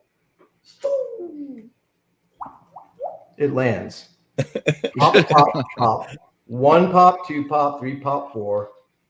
And the most epic and best explosion of any top water bite you would ever dream of having, because everything about the situation was adding to this event. This fish comes up and destroys my popper. And it is lock, stock, barrel. It ain't going nowhere. It had it in the side. It had it in the bottom. Every hook was in its mouth. And my man nets that fish. And I can't believe this fish bit. I can't believe I got this fish in my hands. And it was a 2 1/2, 2 3/4, adding to a 3. I ended up with 5 pounds, 8 ounces, and won by 13 ounces. Wow. 20 minutes left. Wow. Cool. Yeah. It was just What did you end up winning by? I win by 13 ounces. That's what I just So said. you're sitting in the hot so seat, right? crazy. At some point. No, what they did is they had number 1, number 2, and number 3. They had 3, 2, 1 at the very back of the line by the tanks. And they wanted to get everybody through until number 3, 2, 1. I'm standing next to the number 1 co-angler who is only ahead of me by a pound and change. Did you know what he's got? Yeah, he's right next to me. He's like, how'd you do? He's like, I got 1. Like, So I was like, how'd everybody else do? Where are we at? And no one could really answer where all the other co-anglers were because they didn't really see where the numbers were laying out. I didn't know how much I needed, but everyone was basically saying, dude, I'm telling you, you think you got this because none of the co-anglers did that great. And I started off in second, a pound, maybe a little more than a pound ahead of the guy in third. And everyone else below me was just a little less, and none of them did that great from what I heard. I go up there, he's like, how you feeling? You think you got something? I got 2 good ones. I don't know what I need. He's like, you need 4 pounds, 11 ounces. Whoa. 411. And what'd you think you had? What'd you say? I knew I had between 5 and 6, guaranteed. Okay. I knew the first one was at least 3. I knew the second was pushing 3, but not quite there. So I literally guessed between 5 and 6 with Martin, and he agreed. He thought I had 6. I said, I think I got a little less than 6. It was literally exactly 5.5, 5 pounds, 8 ounces. Wow. And it was just, dude. It was pretty intense, especially when the last guy comes up and he had the 1 fish and he said, you need this much. He puts it up. He had like a pound, 9 ounce fish, and that was lockdown. So congrats, man. That's freaking awesome. It's pretty close by. So I feel pretty proud of that one, guys. That's freaking awesome, dude. Wow. Yeah, good stuff. Because last year was brutal because I had 2 second place finishes on the Potomac back to back, if you remember, right? Oh, yeah. Talk about redemption, man. I was dying. Those were killing me. One by 4 ounces and the other by 10. So between 2 tournaments, missed first place by less than a pound out of 2. So yeah, this was good. Thanks for letting me tell the story. Hope you all were That's crazy, man. My story. That's awesome, yeah. So I was curious, Cornell. You talked about you threw that Booyah Boss Pop. Was there any particular reason for that one? Was it just because it was what was laying around? Have you had previous success with it? I'm a big fan of that Booyah Boss Pop overall, just because I got hold of one years ago and have done so well with it. I actually last year on the Potomac and just a standard bream color with just upgraded hooks. Of course, I upgraded the hooks to some really really great. I mean, good hooks on that thing, and I killed it on the Potomac with it last year. That's what actually got me the second place finish on the Potomac for about 3 of the keepers. So from what I understand, there's a history behind that Booyah Boss Pop. Maybe you guys can back me up, but effectively that used to be the original, say it, Eric. Zell Pop, right? Yeah. So that was the original Zell Pop acquired by Booyah. There's no question about it. It's the same one, right? The scoop out lip, the walking. Yeah, I mean, Zell Pop got a history. You know, that's got a history. He shaved down Pop R's to make the Zell Pop, and that's what they fashioned the Zell. Yeah, and the scoop out the lip and shave the sides down. And so he wanted a bait that had a particular profile. He wanted a ton of money on it, man. I mean, it's iconic, man. It's a mass-produced, reasonably priced bass killer, in my opinion, and that's just one of those things. You know, you find a bait that works for you, and you know, we gravitate to things that work often. And it's not that bait specifically was the reach, because it was and it wasn't. It's just the pattern, the color pattern I used. It was, I can't remember, guys. It was like the golden back, somewhat translucent size, with a little bit of pearl belly, but I upgraded the hooks, bright red mustad chartreuse white feathered tail on the thing, and gave it a little extra bluegill-ish deal. And the front hook, they were both mustads. They were both beast. I mean, they were just locked him down. He wasn't going anywhere. That's awesome, man. Yeah, it was a great event. I'm still reeling from it. So, dude, that's an epic story, man. 20 minutes to go, hours between bite, rough boat ride down to like one rod. You know, you don't have it rigged the way you want on the rod you want, but you go for it anyway. You see an opening on a point, and you're just thinking fall transition bass, maybe he's there. Fire the pet. Dude. And there was a shade line. Of course, there were some shade lines coming on because the sun was dipping. So play the shade line too. Ideally, you know, that would be, if any time, the time to do it. The wind was great. The wind was blowing, not too much. Yeah. Okay. Nice. Little ripple on the water. Inside the point, it was a little more calm, but it was all there. And he obviously wanted it. So it was a clutch move and clutch moment. That's so cool, man. Congratulations. So what's next as far as tournaments for you? What's next is a regional on the Potomac. You kidding me? Yeah, man. When's that? That's coming up 2 weeks from now. Is that the 13th, 14th, 15th, whatever, the Thursday, Friday, Saturday of the. All right, what are you going to do to prepare for that? Because we know it's a tough bite. Yeah, well, I don't know what it's. You know, the Potomac changes every single day, so the only way I'm going to be able to prepare is get out maybe one day of practice before with a buddy of mine. He's in the tournament. We're going to go out and just see what the water's doing, because it's a never you know what thing in the Potomac. You know what that's all about. The tides will change, the wind will change. I'm just going to go out there, and you got to adapt. As a co-angler, all I can do is sit in the back of the boat, see where we're going, have the right arsenal in the bag and the right kind of rods, mix it up, and go from there. So you've got stable weather. Temperature's going to be in the 70s. Temp at the night 55. Water's still in the 70s right now. Yep. It'll cool down. It'll be interesting to see if they start to do what they do in the fall. Yeah. You know, is it going to be transition? Oh, I know you know. I know you know what you know. I know you know, but I know you know. I know you know. We can only time will tell. So the closer we get to it, the more we start to watch the weather. The more we watch what the tides will do for those specific days. And you know, I just look forward. I really look forward to that text from MLF to see who my boater is, because that is just, for me, it's not an anxious moment; it's an excited moment. It could be anybody, and I could care less who it is, because I'm just looking forward to get out there and see what they do and work and adapt and do what we have to do in the back of the boat to make it happen. So it's just always fun to see how that all turns out. Technical question on your Zell Pop.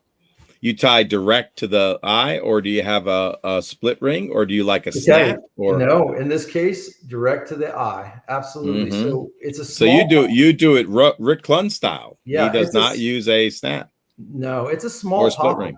It's a very small popper, and in that case, with that small scoop, you know, and with thin diameter, you're going to get as much action as you need out of it. Now, the only thing 100%.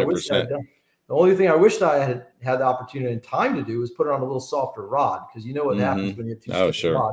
So that rod, it was not the ideal rod for it. 12-pound test is certainly not my choice for a popper. It's a little light, so very thin. It's just going to wrap up and around the. And the times I knew what I was in for. So 20 is really my go-to braid diameter for a small popper.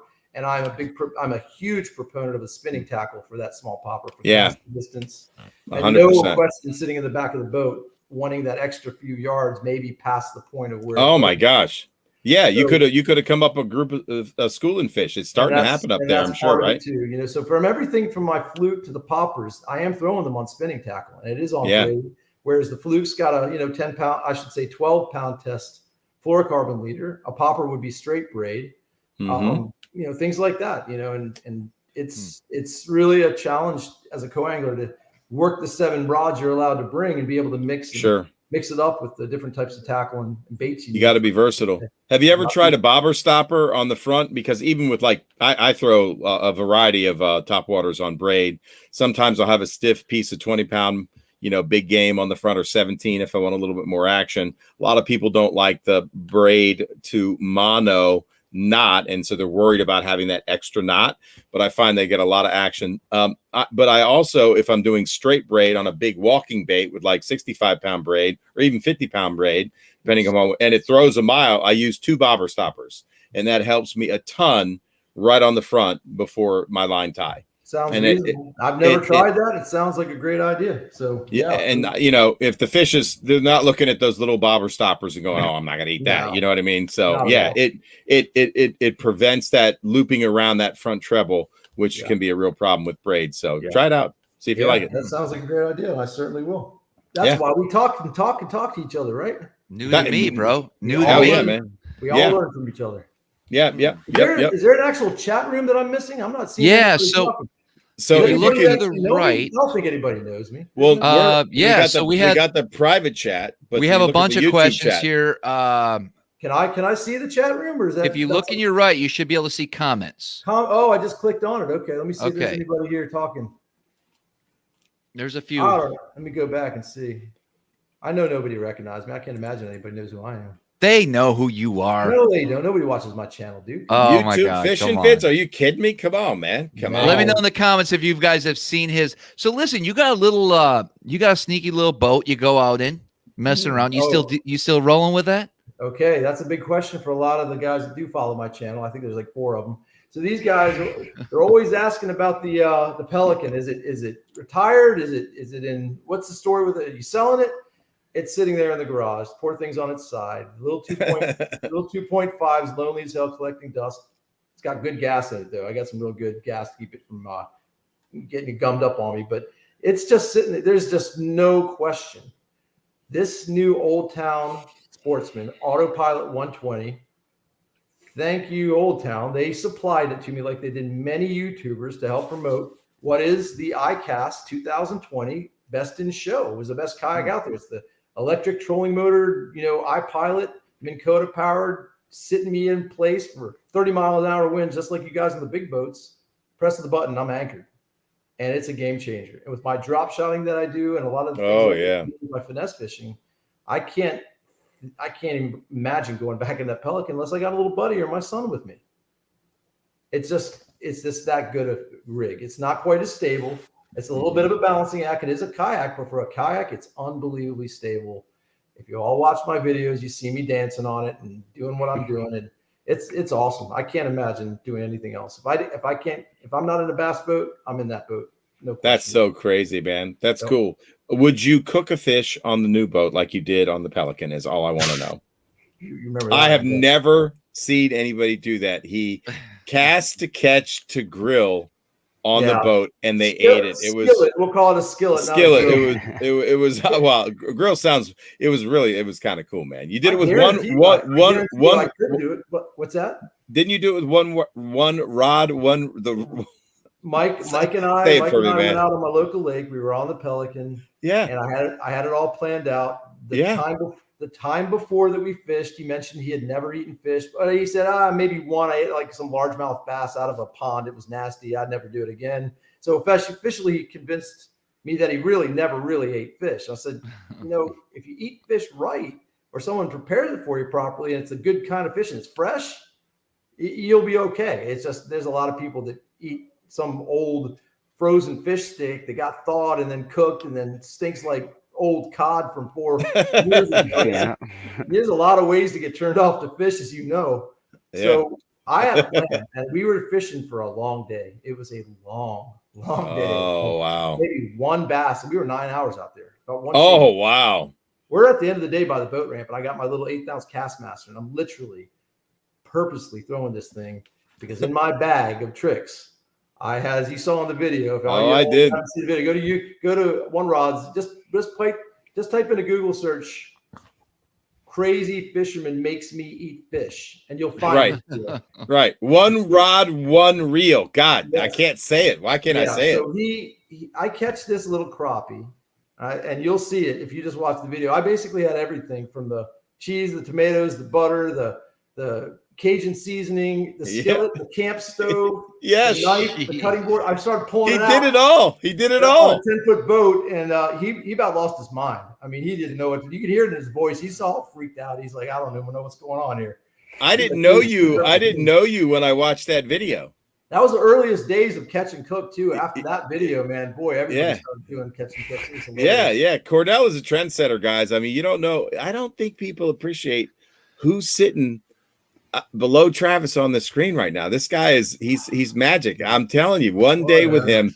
Now you're being humble, man. You got game. You're that beautiful mind of yours, man. I'm telling you, it's funny as all get out. I was crying on the boat. I couldn't even focus on bass fishing with him. It was pretty fun fishing with him. I got you. Some of my favorite memories of fishing with people.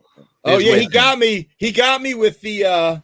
I thought there was a bug in my ear. What's that bug trick you do? He does this thing with his fingers. Can you do it? Can we hear it? There's no chance. That's an up-close personal experience. So all right. You guys watching, if you ever meet me, if you ever just come on up to me and I might mess with you. So. Something's coming, man. I was like this. I'm like, don't mess with me.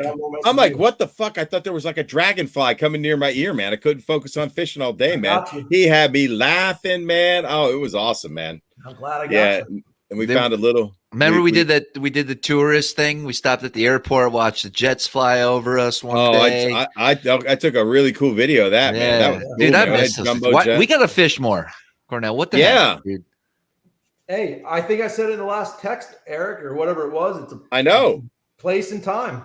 That you did. I commented on one of your posts, and you're like, name the place and time. Place and time. YouTube fishing videos, right? Is the name of your channel? Fishing vids.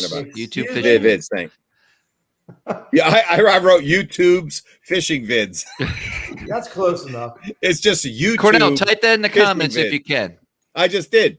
Okay, but I misspelled it. I'll do it again. Let me spell it correctly, everybody. Yeah, right. And we'll say it. YouTube fishing vids. Time for free. YouTube fishing vids. Yep. No spaces, no gaps. YouTube fishing vids, like videos without the EO.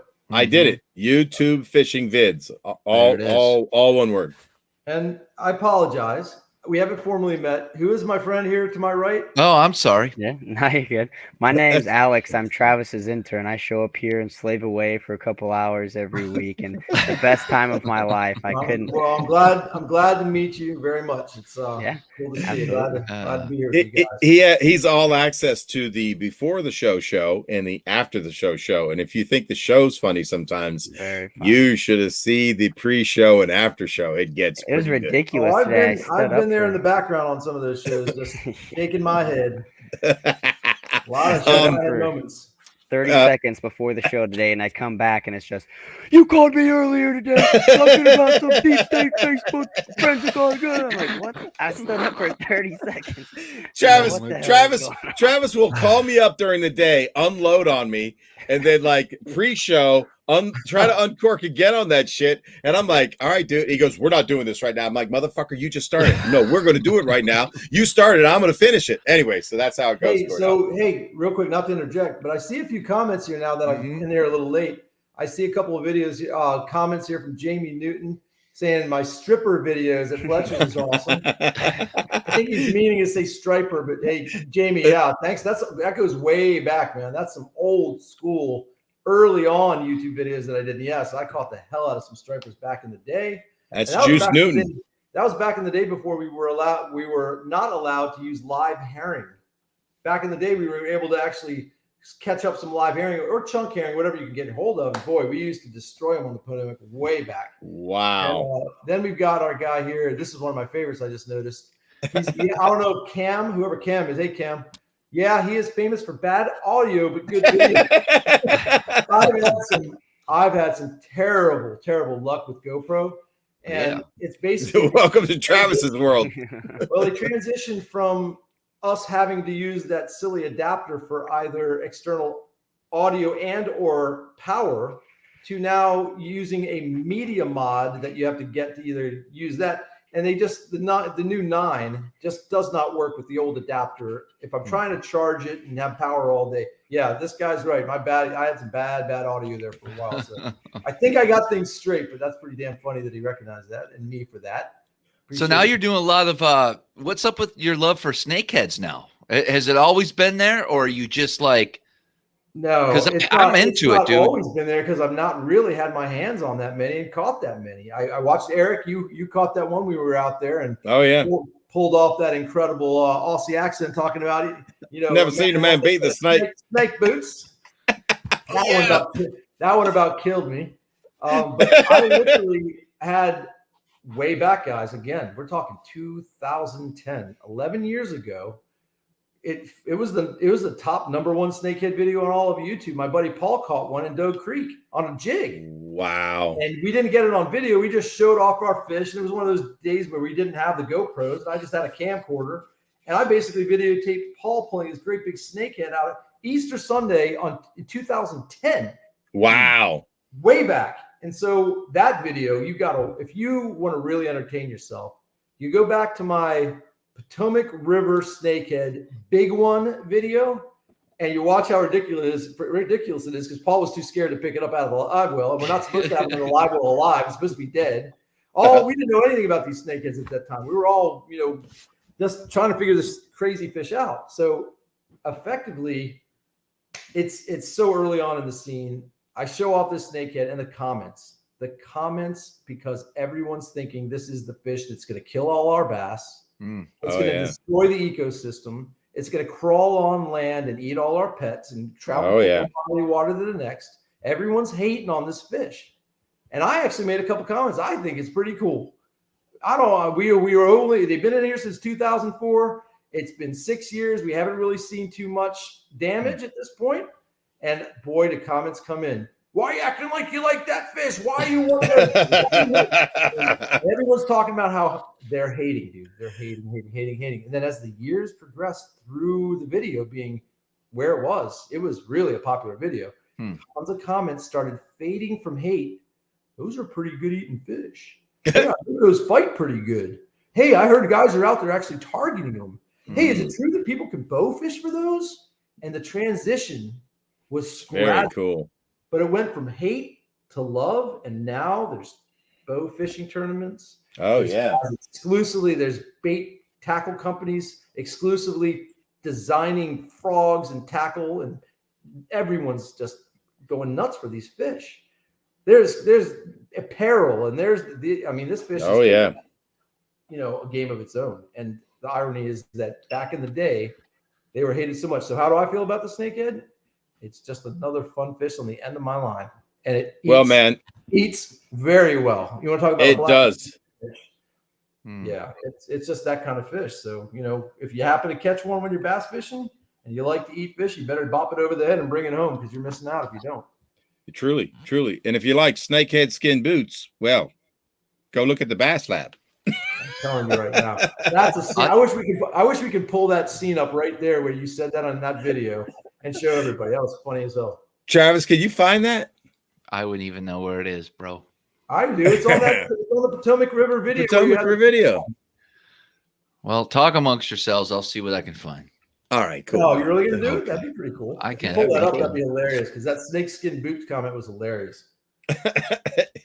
So what else is happening, man? How's life? How's the family? How's the job? Everything's great. Real world. Who's this guy? Jesse Cornell just popped up. He's got my first name as his last. That's awesome, Jesse. Jesse, I was a very defensive child with a name like Cornell, let me tell you. Really? Yeah, I'd come home at 8, 9, 10 years old. Laugh with them. You'll like it when you're older, Mom used to say. Corny, corn dog, corn on the cob, all that kind of stuff. Oh, kids are brutal, aren't they? Oh, yeah, absolutely. Now, is it Cornell as a family name? No, Mom and Dad were big movie buffs, and they're older. They're in their 80s now, 80 on the dot. there was an actor named Cornell Wilde, and they named me after Cornell Wilde. And that no one about here that? probably would know that name unless they're up there in age a little bit. I don't That's know all. that guy. I don't. Yeah, I was only pointing black and white movie days, my friend. It goes way back. Oh man, way back, Everything way else back. is All great. right, so Everything's cool. Same old world. Just trying to find a day to fish like everybody else. Yep. I hear you, man. What's going on with you? So what's our plan for the first fishing trip in a long time? What do you want to do? So so I'll be up at Deep Creek, not this coming weekend, but probably next week, like Tuesday. Any chance you could make it up? Very good chance, depending on what weekend we're talking about. It can't obviously be the weekend of the 13th, 14th, 15th, whatever that regional is, but I think that would be the weekend. Yeah, that's the weekend you're fish. That's not good. Okay, so that's out. We've established that. All right. I can't practice with you because I'm not in the tournament, because I'd say let's go to the Potomac. Correct. That would be fun. That is correct. Yep. All right, so that's out. I've got a Kerr 2-day championship for Angler's Choice coming up this weekend. That's awesome. I'm looking forward to that with my partner, awesome. Scooter Lily. If it's anything like it was this past weekend, it's gonna be tough. I don't see anything changing, man. Did he just freeze, Alex? I believe so. Or did we all just freeze? Oh man, he just froze. It's a nice pose, though. Can you take a screenshot of that? Screenshot that. Oh man, he's brilliant. Take him off there, maybe if we. All right. Travis Cornelius just froze. He's back. I saw that. I was listening while I was looking for the video. Okay. I believe I found it. No way. Mm-hmm. But we ain't doing without him. No, we have to wait for when him. he comes back. Okay. Sounds good. Did Jimmy ever get back to you? No, I'm going to kick him from the studio, right? Is that what I should do? I removed him from the stream, but I'm sure he's smart enough to. He'll figure it out. Yeah. All right. Hopefully we get him back. It'd be good to have him back. It will be. I saw a couple people said they picked up a River Rat t-shirt. Thanks guys for that. Yeah, thank you guys. Thank you guys for those who ordered. We appreciate it. There we are. Cornell, you know the river well. Like the back of my hand, but it's been a long time. Can you hear it? Piedmont division, so we didn't have a tournament here on the Potomac this season. Gotcha. Well, let's get to work. I don't know. We're going to have fun today anyways. It's going to be interesting. 3 dudes in a boat. No question. But I think it's going to be fun. They're busting. The carp are busting. Let's go.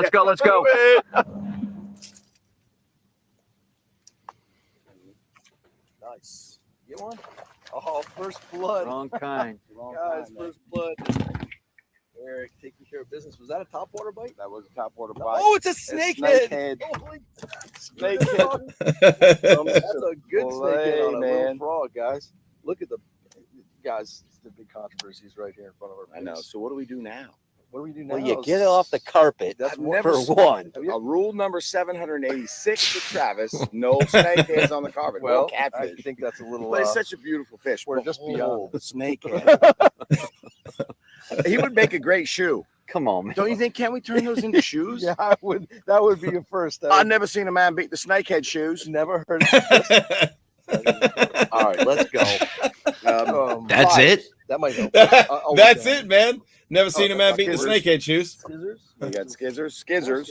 Oh, wow. We are thick on skizzers. I found pliers. It looks like he is very. Mine, Eric, a little bit after a snakehead. That's what we got. Oh, God. You missed it, but we. Fish right there. Sorry, guys. I had technical difficulties. Heck yeah. That's all right. Oops, there he goes. Fat This is Potomac gonna be little hilarious. chunk, guys. Check him out. And what I catch That him was a on, but a cool rig little right there, itty right? bitty That was finessey little swim bait. Just a little Kitech. Go easy on that fish, dude. We need to put it on the Finer. road Yep. for it. Just Yeah, like a I'd be all slither about rig. it. Right in the tongue. Let me get him out. Come on, baby. There he goes. There he is. Nice little Potomac bass. Haven't caught one of you in a while. Nice to have you. There you go. It's a start. It's a start, guys. Start. Yeah, that's just a little 8-ounce tungsten. Well, no, Travis, all we wanted to watch was the snakehead video. I know. I'm sorry. I haven't. Oh, You have to find it. He just want to show. He just want to show that. Little he did find it, but you were out when he played it. Oh, He did play it. Right after he said, "I won't show it without you on it," and then he started playing it without you on it, which makes no sense. That was my moment. That was a funny ass moment. Right Yeah. But Cod Fishing 180 says your accent needs a little work. Yeah, no question. I thought it was great. No question. You're No not question. Australian. I mean, what can you do? Right. And for an impromptu moment, never seen a man beat the snakehead shoes is pretty damn good. And then I did that little dance. I forgot about the dance. Great. All right. That was great. Thanks for bringing me back. I don't know what happened to this damn computer. It just glitched. But I'm back. Jeez. Thanks for pulling that up, Travis. That's fun. Yeah, man.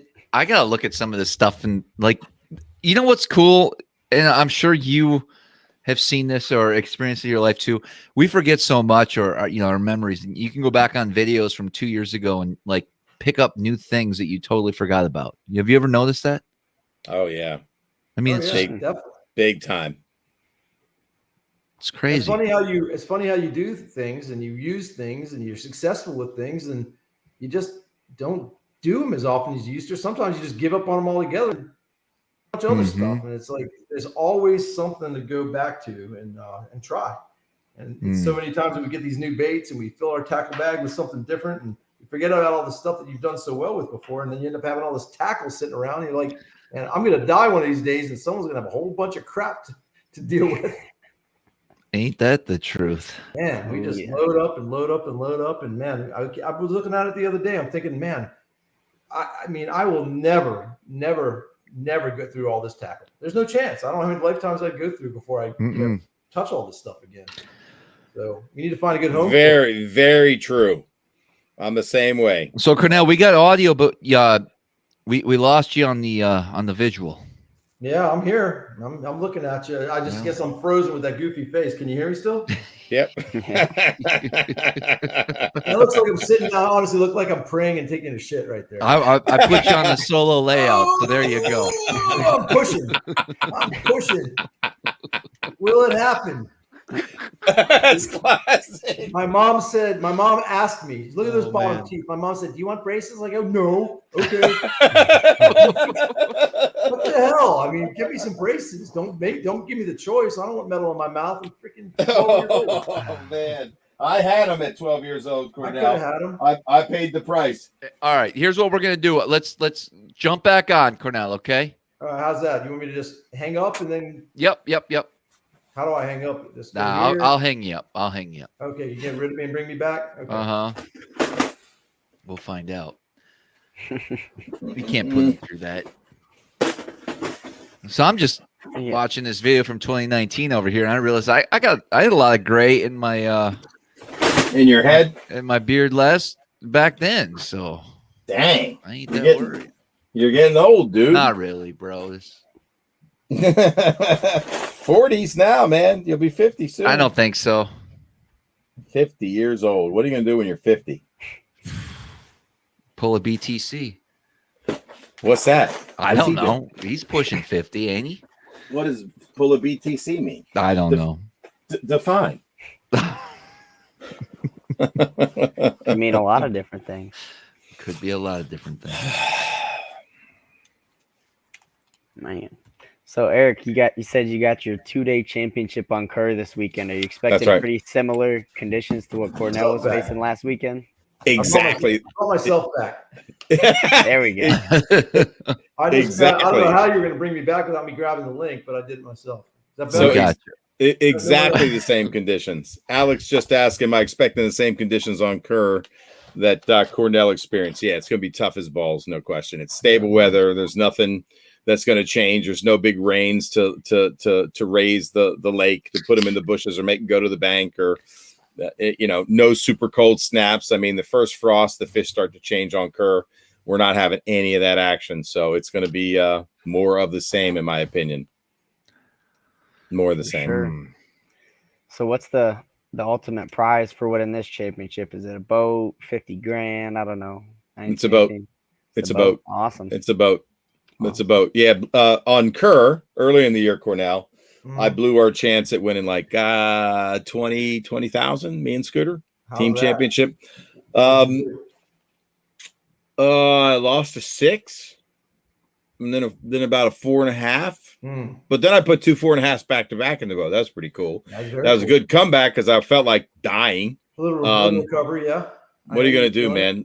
Fish come unbuttoned sometimes, man. That was brutal. We would have been leading by 6 pounds. We were only 14 ounces out of lead after day one. So I fished Kerr in the fall. This is pre-YouTube. Yeah. And I think it was I knew you back then. I think it was all about the football jig for me. Dragged slow over like deeper humps off of main lake points. How'd you do? My co-angler won the event, so I had to have been around the right fish. How'd you do? I remember, probably not that good. I don't remember a good fish. Yeah. What did he win with? How much did he have? I don't know. It was the last day. I must have made it to the last day. I don't remember it that way, but okay. It was the last day because the dude was struggling, and I purposely said, well, I ain't got a shot here. Let me get you your fish. That was the last and only time I was friendly to my co-anglers. Are you talking about the same person? Who are you? What? Yeah. And so I normally ask Travis, how'd your co do? I don't know. What was his name? I don't remember. Nothing ever. That's exactly how it goes. Did he catch any? Probably not. So I only wish that Cornell, you drew Travis when you didn't know him, and that you weren't a YouTuber, but in a previous life, and to tell the truth about what it would be. Is anybody watching that was a co-angler for Travis? I would have loved. He's not that bad. Travis, when he didn't know each other, if we didn't know none of that stuff, would be great to be a co-angler behind Travis, just to see what he's all about. Yeah. He ain't saying nothing. Doesn't sound like you're a big fan of co-anglers, so it'd be interesting. No, I am. But you're such a liar. What are you talking about? Stop it. This is I can't even sit here and listen to that. What? Do you think I would have won him over with a couple of ear buzzes and a couple? Oh yeah, I think you would have. Just so you know, listen. This weirdo, listen, man. My ear. He would have hated on me. Guys, you're either putting on a show for me when I talk to you after a derby to make it seem like you're that way, or you're that guy. Tell me if you can hear this. I'm going to give you a little right. A co-angler. This is brand new to everybody. I have not published this video yet. A co-angler actually documented his day with me, and I have a couple clips here. I hope it's good. Can you hear it? Can you hear this? No. See your mouth moving. You couldn't hear it? No. Okay. Hold on. It's glitching a little bit, but not that bad. Yeah. Let me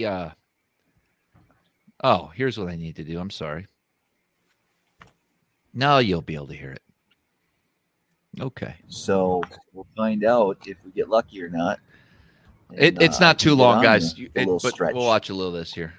If not, just go with it. We'll freestyle. Scale 1 to 10. I'm sitting at a 5 right now. Yep. Just scintillating. Just a 5. Hold on. Travis Manson, 131. Travis, where are you at?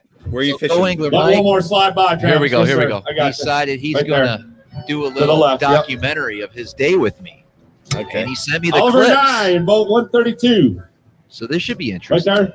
Yeah. Well, it's co-angler Mike sitting here in the dark. Bassmaster Open. Thousand Islands. Drew Travis Manson. Pretty big stick. I'm going to bring you along, let you see what it's like to be a co-angler for a day. I'll be back. Well, I'm back. Getting ready to blast off. Fishing with Travis Manson today. I got a few ground rules I have to abide by. For some reason, he asked me to bring an extra change of clothes and rubber boots. Told me not to talk to him for the first 4 hours or so. Scare him up to see his pants. Wait, did you hear that part? That was important. Travis right by. Right here. Don't talk to me for the first 4 hours. Listen with Travis Manson today. Listen to this part. I got a few ground rules I have to abide by. For some reason, he asked me to bring an extra change of clothes and rubber boots.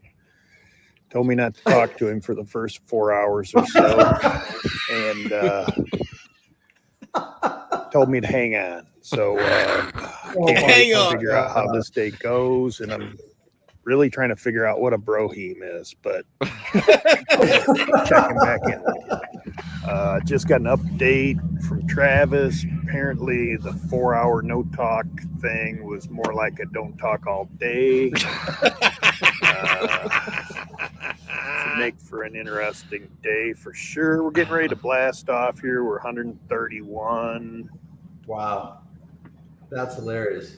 Going to be an interesting boat ride a couple of times. Travis is a nervous wreck. He'll survive. Well, we just made it to our first spot. Travis is pretty excited. There's nobody here. Not really that bad. Wherever we're at, I haven't got a clue. I think he drove around in circles a couple of times just to throw me off, but this dude is hilarious. We'll find out. Yes, he is. He's a great guy. I can tell. 9:30 or so. Travis is still on one keeper. He's caught some smaller fish and just threw them back. Things are a little tense here in the boat. He's not even. Probably should be. It's almost slick out here. I don't know what's going on. We were all worried about how bad the weather was going to be, but I'm sure we'll find them. We're on a new spot. We moved about 6 or 8 times. So far, it's interesting. Great. I'm just throwing back 3-pounders. I don't give up at this point.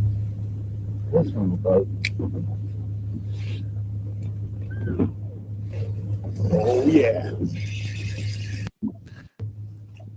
Made.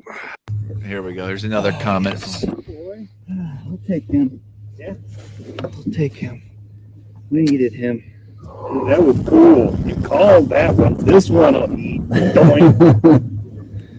Well, it's about 11 o'clock. We've just made what Travis called an epic move. He's got 3. I've got 1 little one. Looks pretty nice, actually. I think Travis is starting to warm up to me because he tried throwing me out of the boat here a minute ago. Pretty cool practical joke. I know he likes me. So.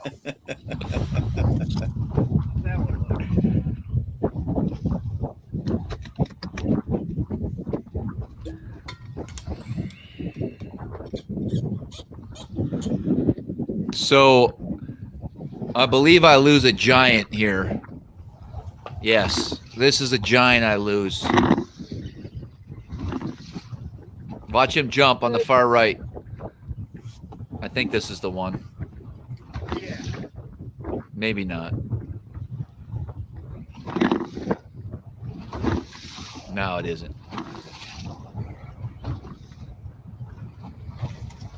Oh, he jumped.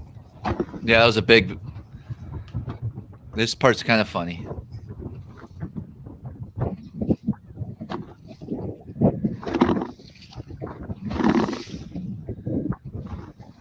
It's around 2 o'clock. Maybe not.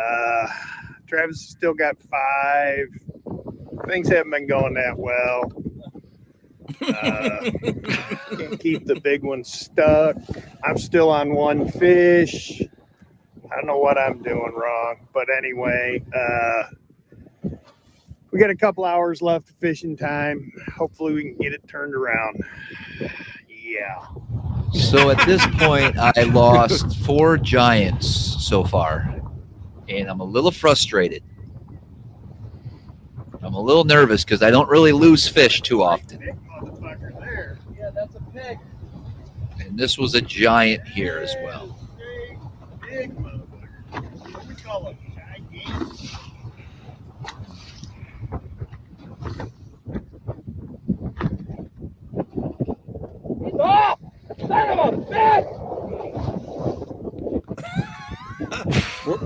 Were you chasing that fish? Like going toward? Were you going towards him, Travis? One thing you should be prepared for is if you're in the boat with Travis. Well, unfortunately, his camera shut off, or maybe I did it on purpose. Got that one though. Anyways, was that day one? Yes. Yeah. Yeah. That was pretty funny. That was hysterical. He goes, it turns out the 4-hour rule is pretty much all day. No talking to Travis. When he was doing that video, was he not fishing? Was it in between the spot? Yeah, he just kind of took. Oh yeah, he tried. What was he doing? Do you know? He looked like a marshal the way he was just chilling and yeah. You know what I mean? Yeah, he was just having a good time. Really good guy though. Like funny. You know, we how do I say this? I am intense when I fish, but if the day's going well, I mean, I'm going to talk to you. We're going to have fun. But if it's, if I'm struggling a little bit, I'm really trying to concentrate, and maybe that's why. I mean, I don't think there's too many callings that have bad experiences with me. I'd love to find out if there's any watching in the comments, but I'm not as bad as I come across. Right. Okay. We all have our that was pretty funny though. I loved his commentary. How dry it was, man. Well, that was different. Yeah. Oh, man. Like Cornell, if I drew you in the boat, honestly, it would be weird. But I would have some sort of conversation. I'd be like, Cornell, from this point forward, I don't know you. We have no history together. I have no clue who you are. I'm going to be going fishing today. I'd be cool with that. Let's see how it goes. You know what I mean? Like, that's what would happen. I would be cool with that. I would at some point. I would, as I do all the boaters I ever fish with. It's their boat, and I respect anything and everything they do, whether I like it or not. It's I'm along for the ride. I'm there to just do what I can do and with what I got. And if I do something, I do something. If I don't, I don't. But yeah, that there could be a really fun conversation to be started about interactions and dynamics between boaters and co-anglers. And boy, that'd be just maybe one specific video that we could get into. It would be hard. It would be hard to like if I drew someone I really personally knew or fished with before, like me. How would it go? Man, that would be weird. Would you help me? If I had a chance to make it to the final and win, like I'm out fishing you from the back, like most days, would you help me win? Probably. Yeah. I know you would. But it would be it's just I've never been in that type of situation, but I mean, yeah. All the help I've given you. It sounds like Cornell. You gotta help me, man. Like Cornell, like when you were talking about breaking off so the boater wouldn't have to come get your bait and all that. I mean, that's really, that's appreciative from a boater standpoint. For sure. Yeah, I mean, he was gracious and accommodating most of the day, and I don't often get hung up. I'm thankfully I really got that going on. It's not tooting my own horn. It's just a fact. I know what I'm dealing with when it comes to those situations. And I can't tell you I'm not up in the trees though, and I'm not in places I shouldn't be. It's just naturally we do get hung up occasionally. And sure, my approach to it is like, if it's not a burden and you can help me out, I'd love to get my whatever bait back because I love that bait. I'm always just I'm not begging, but I'm putting it out there with a very respectful tone. And if he's comfortable doing it, and they always are. I've never had a boater say, that's good. I'm not going to bait. With that said, I don't often get hung up, so I think it's refreshing probably for a boater to have someone that doesn't get hung up all the time, because I'm sure they do that a lot with certain people. But fortunately, I didn't do it too much over the course of the day, and it got to the point where at the end of the day, I saw where he was with his efforts, and he was moving so fast, and there was just no way I could even think to ask him to go back and get a little fluke or a shaky head or something. It's just stupid. Right. And like I said a minute ago, how much tackle do we have, guys? Really, you don't think I have enough? You don't think I have enough thermal tackle to retie if I need to? I mean, it's not sure. Absolutely, man. Hey, what's your favorite fluorocarbon leader for your braid? Have you found one? What brand? Yeah. Honestly, the majority of what I'm throwing on there is Cigar and Vizex. Okay, You know, gotcha. Let's talk about.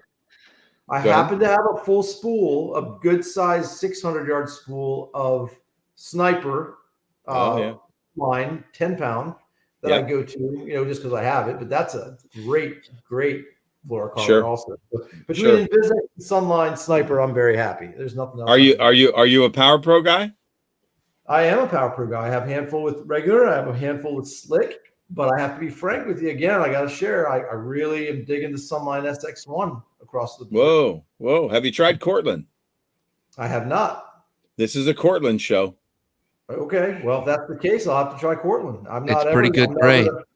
I keep looking at my head. Are my glasses crooked or is just the angle I'm sitting at? It's just the angle. You're fine.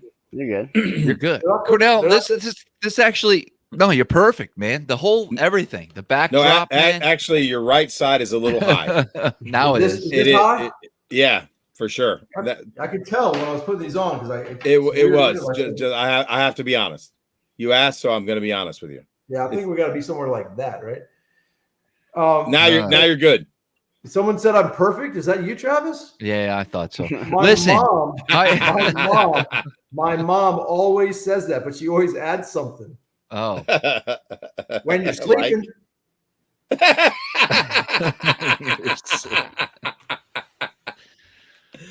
That brings up a quick topic, and then we'll let you go, Cornell. We know you got a real job you got to get to. Not all of us can stay up till 2 a.m. You don't work for the deep state, do you? He might. Yeah. Well, just whether I said I did or didn't, Travis wouldn't believe me. So exactly. Proper answer. What we need to do is at some point, I really want to start testing some leader material. Okay. Because I use, as dumb as this sounds, I mean, it's not talked about a whole lot, but I use Bass Pro Shops 100% fluorocarbon. It's about $20 for a 300-yard spool. You love it, man. And it's good stuff, dude. And I've never really had any issues, but I would like to know if I'm missing out on something. So I'm always interested in what everyone's. Man, why would you change that when you've boated fish after fish? You don't break off. If you've lost the fish, it's because the lure came flying out of its mouth. What are you talking about, dude? You're so comfortable with that line. Because if you go down to something even a smaller diameter that's still as strong, or gives a little bit better movement to your bait, like then I would tell you to try Tatsu. Yeah. Yep. Yeah. I do like Gamma, guys. I saw a comment here. I use Gamma fluorocarbon on my main line on most of my applications. The problem I have with the leader material is I'm not really sold on the touch just yet. I think the touch, when you combine it to a braid, to a fluorocarbon leader, a knot, it's definitely, you can't put a lot of pressure on that knot. Maybe as a straight fluorocarbon, that's 7 or 5, because there's I like the 7, man. I fish the 7 with you in New York all the time. But and then the Gamma touch is your 6 is the same as an 8 leader material. And I don't know if they make anything less than 6 in the touch. Maybe they do. They might make 5 because they make a 7. Yeah. And so that's why I don't know. I go back and forth. For me, it's Bass Pro Shops, 100% fluoro. It's relatively, less expensive. I do go through a lot of, I'm on my 5th leader material, 300-yard spool today. Like I'm out for the year. So I obviously went through a lot of leader material. Every night when I come back from a guy trip, you got to realize I got 14, 15, 16 spinning rods, and I typically will put new line on them all. And so I'm constantly, if you looked at my garage floor, there's line everywhere, leader material everywhere, just laying here. Dude, like spider web, bro. You go through it like crazy. They do make 5-pound Gamma touch, by the way, and 4. Interesting. Yeah. But it would be cool to get everyone's Sniper comes in perspective. 5 Ultra and 7. Yeah, but the Japanese make those weird, like 16 shooter, 22 shooter. Yeah, they do. Yeah. The shooter, I find coils on me, man, after one trip. But Cornell, Sitting if you're not, I don't know if you're sponsored by a braid company or not. Nope. You should be. What you need to do, and I can help you with this, you need to pick up some Cortland braid and give it a try. You really do. Appreciate the suggestion. I think I'm you would never be. gonna turn down an option to try something new. I was really This is why we have so much tackle. We're always Yeah. trying something new. Yeah. I was just impressed with, I love it. I can't say enough about it. This is my first full year of using it. Whether it be the high vis braid for my spinning rods, whether it be the straight black for some certain techniques like horizontal retrieves. You know, if I throw a spy bait on braid, so, or a hair jig on braid. And if it's through the water column, I don't want the high vis, I want straight black. But whether it be high vis or black, the color holds up, doesn't fade, super strong. But, you know, I'm using 5-pound diameter on a lot of my applications, right? But then they also have a lot of other, I mean, they're 50-pound and 65-pound braid is great. I know you wouldn't take on a brand if you didn't like it and it didn't work for you. So I know you're too intense with your fishing to use something that's not working. I mean, it's just right. Yeah. It's not good. That's what's on your spools. It's obviously decent stuff. I could imagine. True. But with that said, would you say that what you're fishing, and I don't know how many different series or versions of the line they have in braid, but if you took like the traditional Power Pro that's got the little bit of a texture in the braid and the weave, and then they have the version that's the slick where they've coated it. What is Cortland doing? They have more of a coated version. They have more of that. Both. So the master braid is going to be a little coarse like you're used to, and then they have a slick braid that's good that they advertise more for, like punching and flipping with. Yeah, for a little more quieter through the cover. Okay. Yes, and so, but I mean, listen, this is sad. I caught one, and I used to do this all the time, and this is kind of like depressing. I flipped up one fish this year down on Chickamauga. That's it. I have not punched through a mat in 2021. That's sad. If you hadn't have a reason and you didn't need to, there's no excuse to say why you didn't. But damn. But do I love a punching bite? It is a fun way to fish, but it is. What's your favorite way to fish, Cornell? Like if you could pick one way to target fish, what would it be? That's for a guy who's just chock full of loving fishing, that's really hard to answer because I love every bite. Every bite is awesome. Okay, what's your most I guess if I compare maybe a moving bait bite versus a soft plastic. You gotta give me your favorite technique, dude. What's your favorite way to catch a bass? Come on. Top water. I mean, no question, top water. Gotta be. I mean, absolutely, bar none, full tilt top water. I mean, anything top water, but yeah, that would be my favorite way to catch one for sure. And it won't really matter whether it's a frog or a walking bait or a popper or anything. It's just top water bite is too much to deny with awesome. I like that answer, but I didn't like that answer. So I'm going to hit you with one more answer. I need you to tell me the truth. If you could only fish with one bait for 1 year, what would it be? Now, is this a bait that if this is a bait that I have now, that's a tough one. So let's go through the seasons. This is the only bait I could have in my hand to catch fish year round? For the whole year, what would it be? One technique, one / bait. Drop shot. Yeah, it have to be because that's going to get them year round. Drop shot. It's going to be shallow and deep. It's going to be everything and everything. Okay, so you're drop shotting what? What bait would it be? Robo Fat. No, it actually. Don't answer for him, Eric. Let the man answer. You're putting ideas in his head. I want to know. No, I would fish. He does what he likes. Setup. I would definitely fish the 6-inch straight tail, the non-fat, the skinny guy, because that's going to give me everything I need from. It's going to catch them top to bottom. The fat's what great. color? What color? Morning dawn. Really? I like Aaron. So if you had one, I have that too. So Cornell, one bait for the whole year, it would be a 6-inch robo worm morning dawn. Is that what you're saying? 6-inch morning dawn, straight tail, 6-pound test, 1/8 ounce to 3/16 ounce. If I had to go to quarter, it'd be a rare day. Around where I fish, I'm up as shallow and I'm as deep as I need to go, so long as the wind isn't crazy. It's going to be a Texas rig, morning dawn, roboworm on 6-pound test. What hook? It's going to be absolutely the rebarb roboworm light wire 1/0. Have you tried the cover shot? No. Owner? No, I haven't. It's the silky gray metal. It's that like new Gamakatsu. Yeah, it will impress you to no end. Oh yeah. Does it have a keeper on it?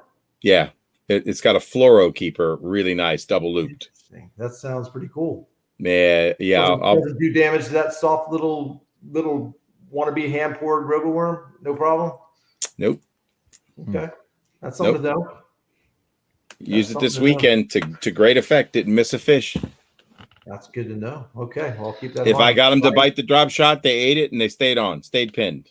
Very good. Time on on not a flat bottom worm. It had a lot more meat to go through. So I had to step up to a 3/0, but nonetheless, it was badass. And I used that hook with Travis to power shot with a bait caster on the James and didn't miss a fish and caught 5. We learned a lot about sneaky techniques. You know, Cornell, you got me interested in flukes more now. You know, it's something I kind of set aside. I hope we got these different drop shot hooks. We got the robo worm. Dang. Back at you, Travis. Let me ask you that same question. What would you be fishing if it was one year long? Because I got no matter where you are, small or large, where you are, whether it's the lakes or down here. 4-inch black Gary Yamamoto Senko. Very interesting. Mm-hmm. I don't know if I believe it, but what else would it be? But there's a lot of techniques with that. It's weightless. It's Texas rigged. I mean, I told you a technique. Well, I asked bait. You mentioned bait. Well, let's talk about technique. Do you want to change your answer, Cornell? Don't debate what he asked you. If you want to change, you have the ability on this show to change your answer. We could dial back the tape. Oh no, I'm sticking with my drop shot technique, and that would be the bait, would be the roboworm. But what about you? All right, so Travis. Not the lure or anything. The technique with that Senko, maybe is it going to be? I don't know how you're fishing a black Senko. I think it's pretty obvious. I would be drop shotting it. You would be okay. So you would be doing what I'm doing. Okay, but that would be your bait of choice. That would be. That's interesting to see. But the reason why I said that, are you open? Are you nose hooking it, Travis? So what's the hook? That's what I want to hear. Wacky rigged. Oh, and so you're going to do it open. It limits you in the cover. You're going to wacky rig that right in. You're going to. Well, here's another cool thing about a 4-inch Senko. You can easily put a 1/8 ounce weight Texas rig it, flip it in grass. You could put a 1/4 and flip it in some of the thicker grass. No. We're limiting you to the technique. We're limiting you to the drop shot 4-inch Senko wacky rig all year. All right, that's what hold on. What? No. Okay. Nope. I thought about it. I'm going to put you on brush piles on Curry. You fucking jump in the water. I would catch him on it. I would catch him on it. I would catch him on it. You're out. You're ready? Out. Oh, you'd be abused. Trust me. 4-inch big TRD Texas rig, green pumpkin. That's a 4-inch what? A 4-inch what? Big TRD. Texas rig, green pumpkin. Not Texas rig. Like a shaky head on the. That's what I would use. That's reasonable. You get them in the winter with that. That's what I would use. Okay. Mm-hmm. It'll apply to a lot of options. Yeah. Okay. There you go. Good stuff. Yeah. That's awesome. I'll smoke you with my roboworm. You probably would. Let the games begin. I think the next time we get together, I'll be throwing. Brother. That's what we got to do. We got to do like some type of challenge like that. But hey, why don't we do what we just talked about? I know. Whatever technique you say would be the one and only, I'll do my one and only. You do one all day. This is the one and only bait challenge. And the viewers give us the lake to fish it. Whoa. It's got to be a lake we never been to. You get the bow for the first 4 hours. I get the bow for the second 4 hours. That would be the most fun thing ever. That would be pretty cool. What time of year is this? Doesn't matter. It doesn't matter because that's the bait we be stuck with. No, what I mean is, sometimes the morning bite and the afternoon turns on. I'm just saying, It might be 2 hours. It's gonna be 4 periods, and there's a coin flip. We're gonna do it like ultimate match fishing. Nobody gets the afternoon. I'd start out in funnels. I'd start out in bottleneck areas. I would start out on bridge pilings. I would start out on current breaks.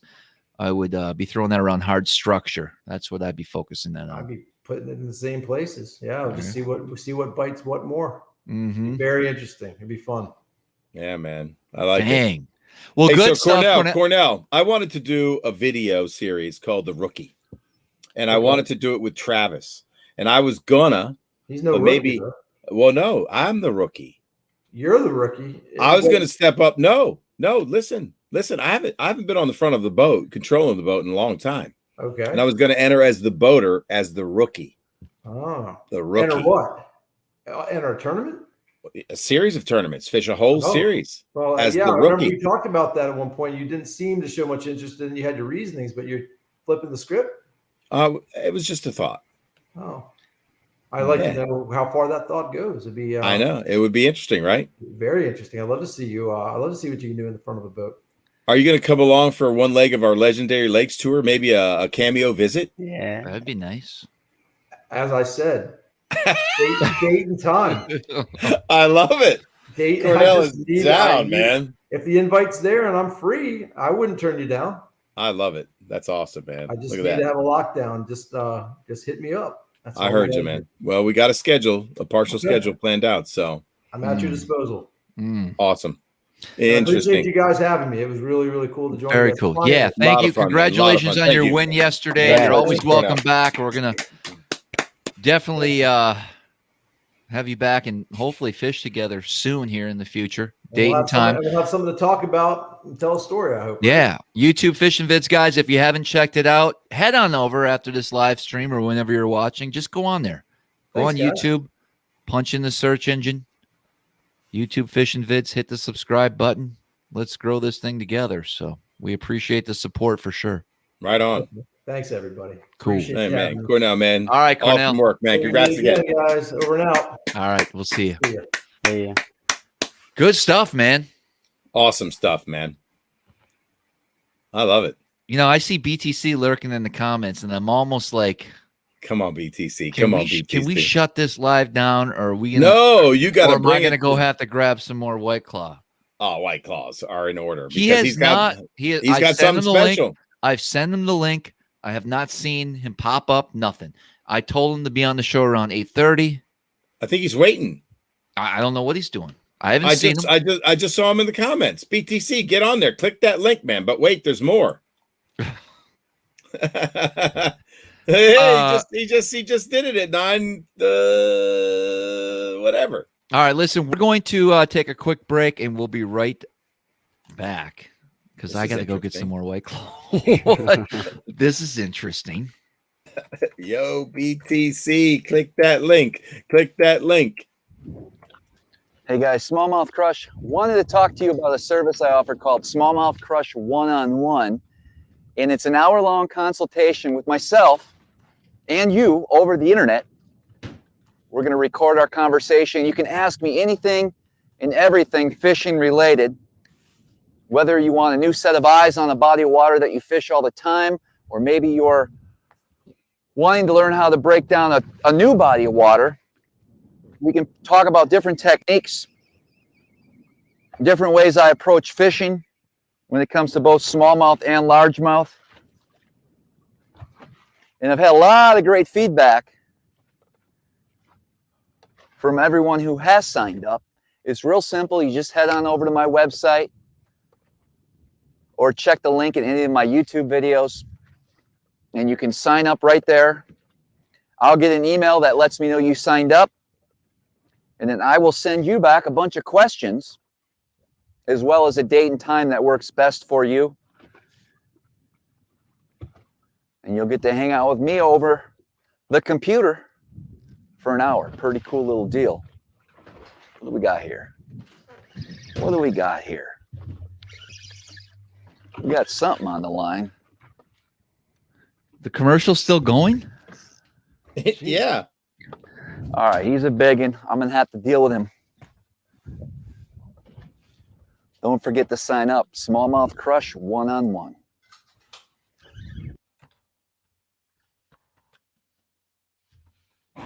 Well, there you go. Don't forget to sign up one-on-one. Why am I so out of breath? Travis, somebody wanted to know if they can do a one-on-one and just talk about aliens and deep state. I suppose.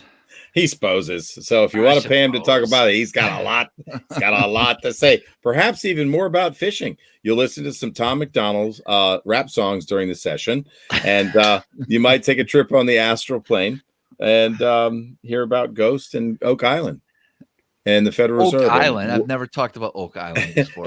and weather manipulation. All topics Eric, are if available. you think that weather manipulation is not serious,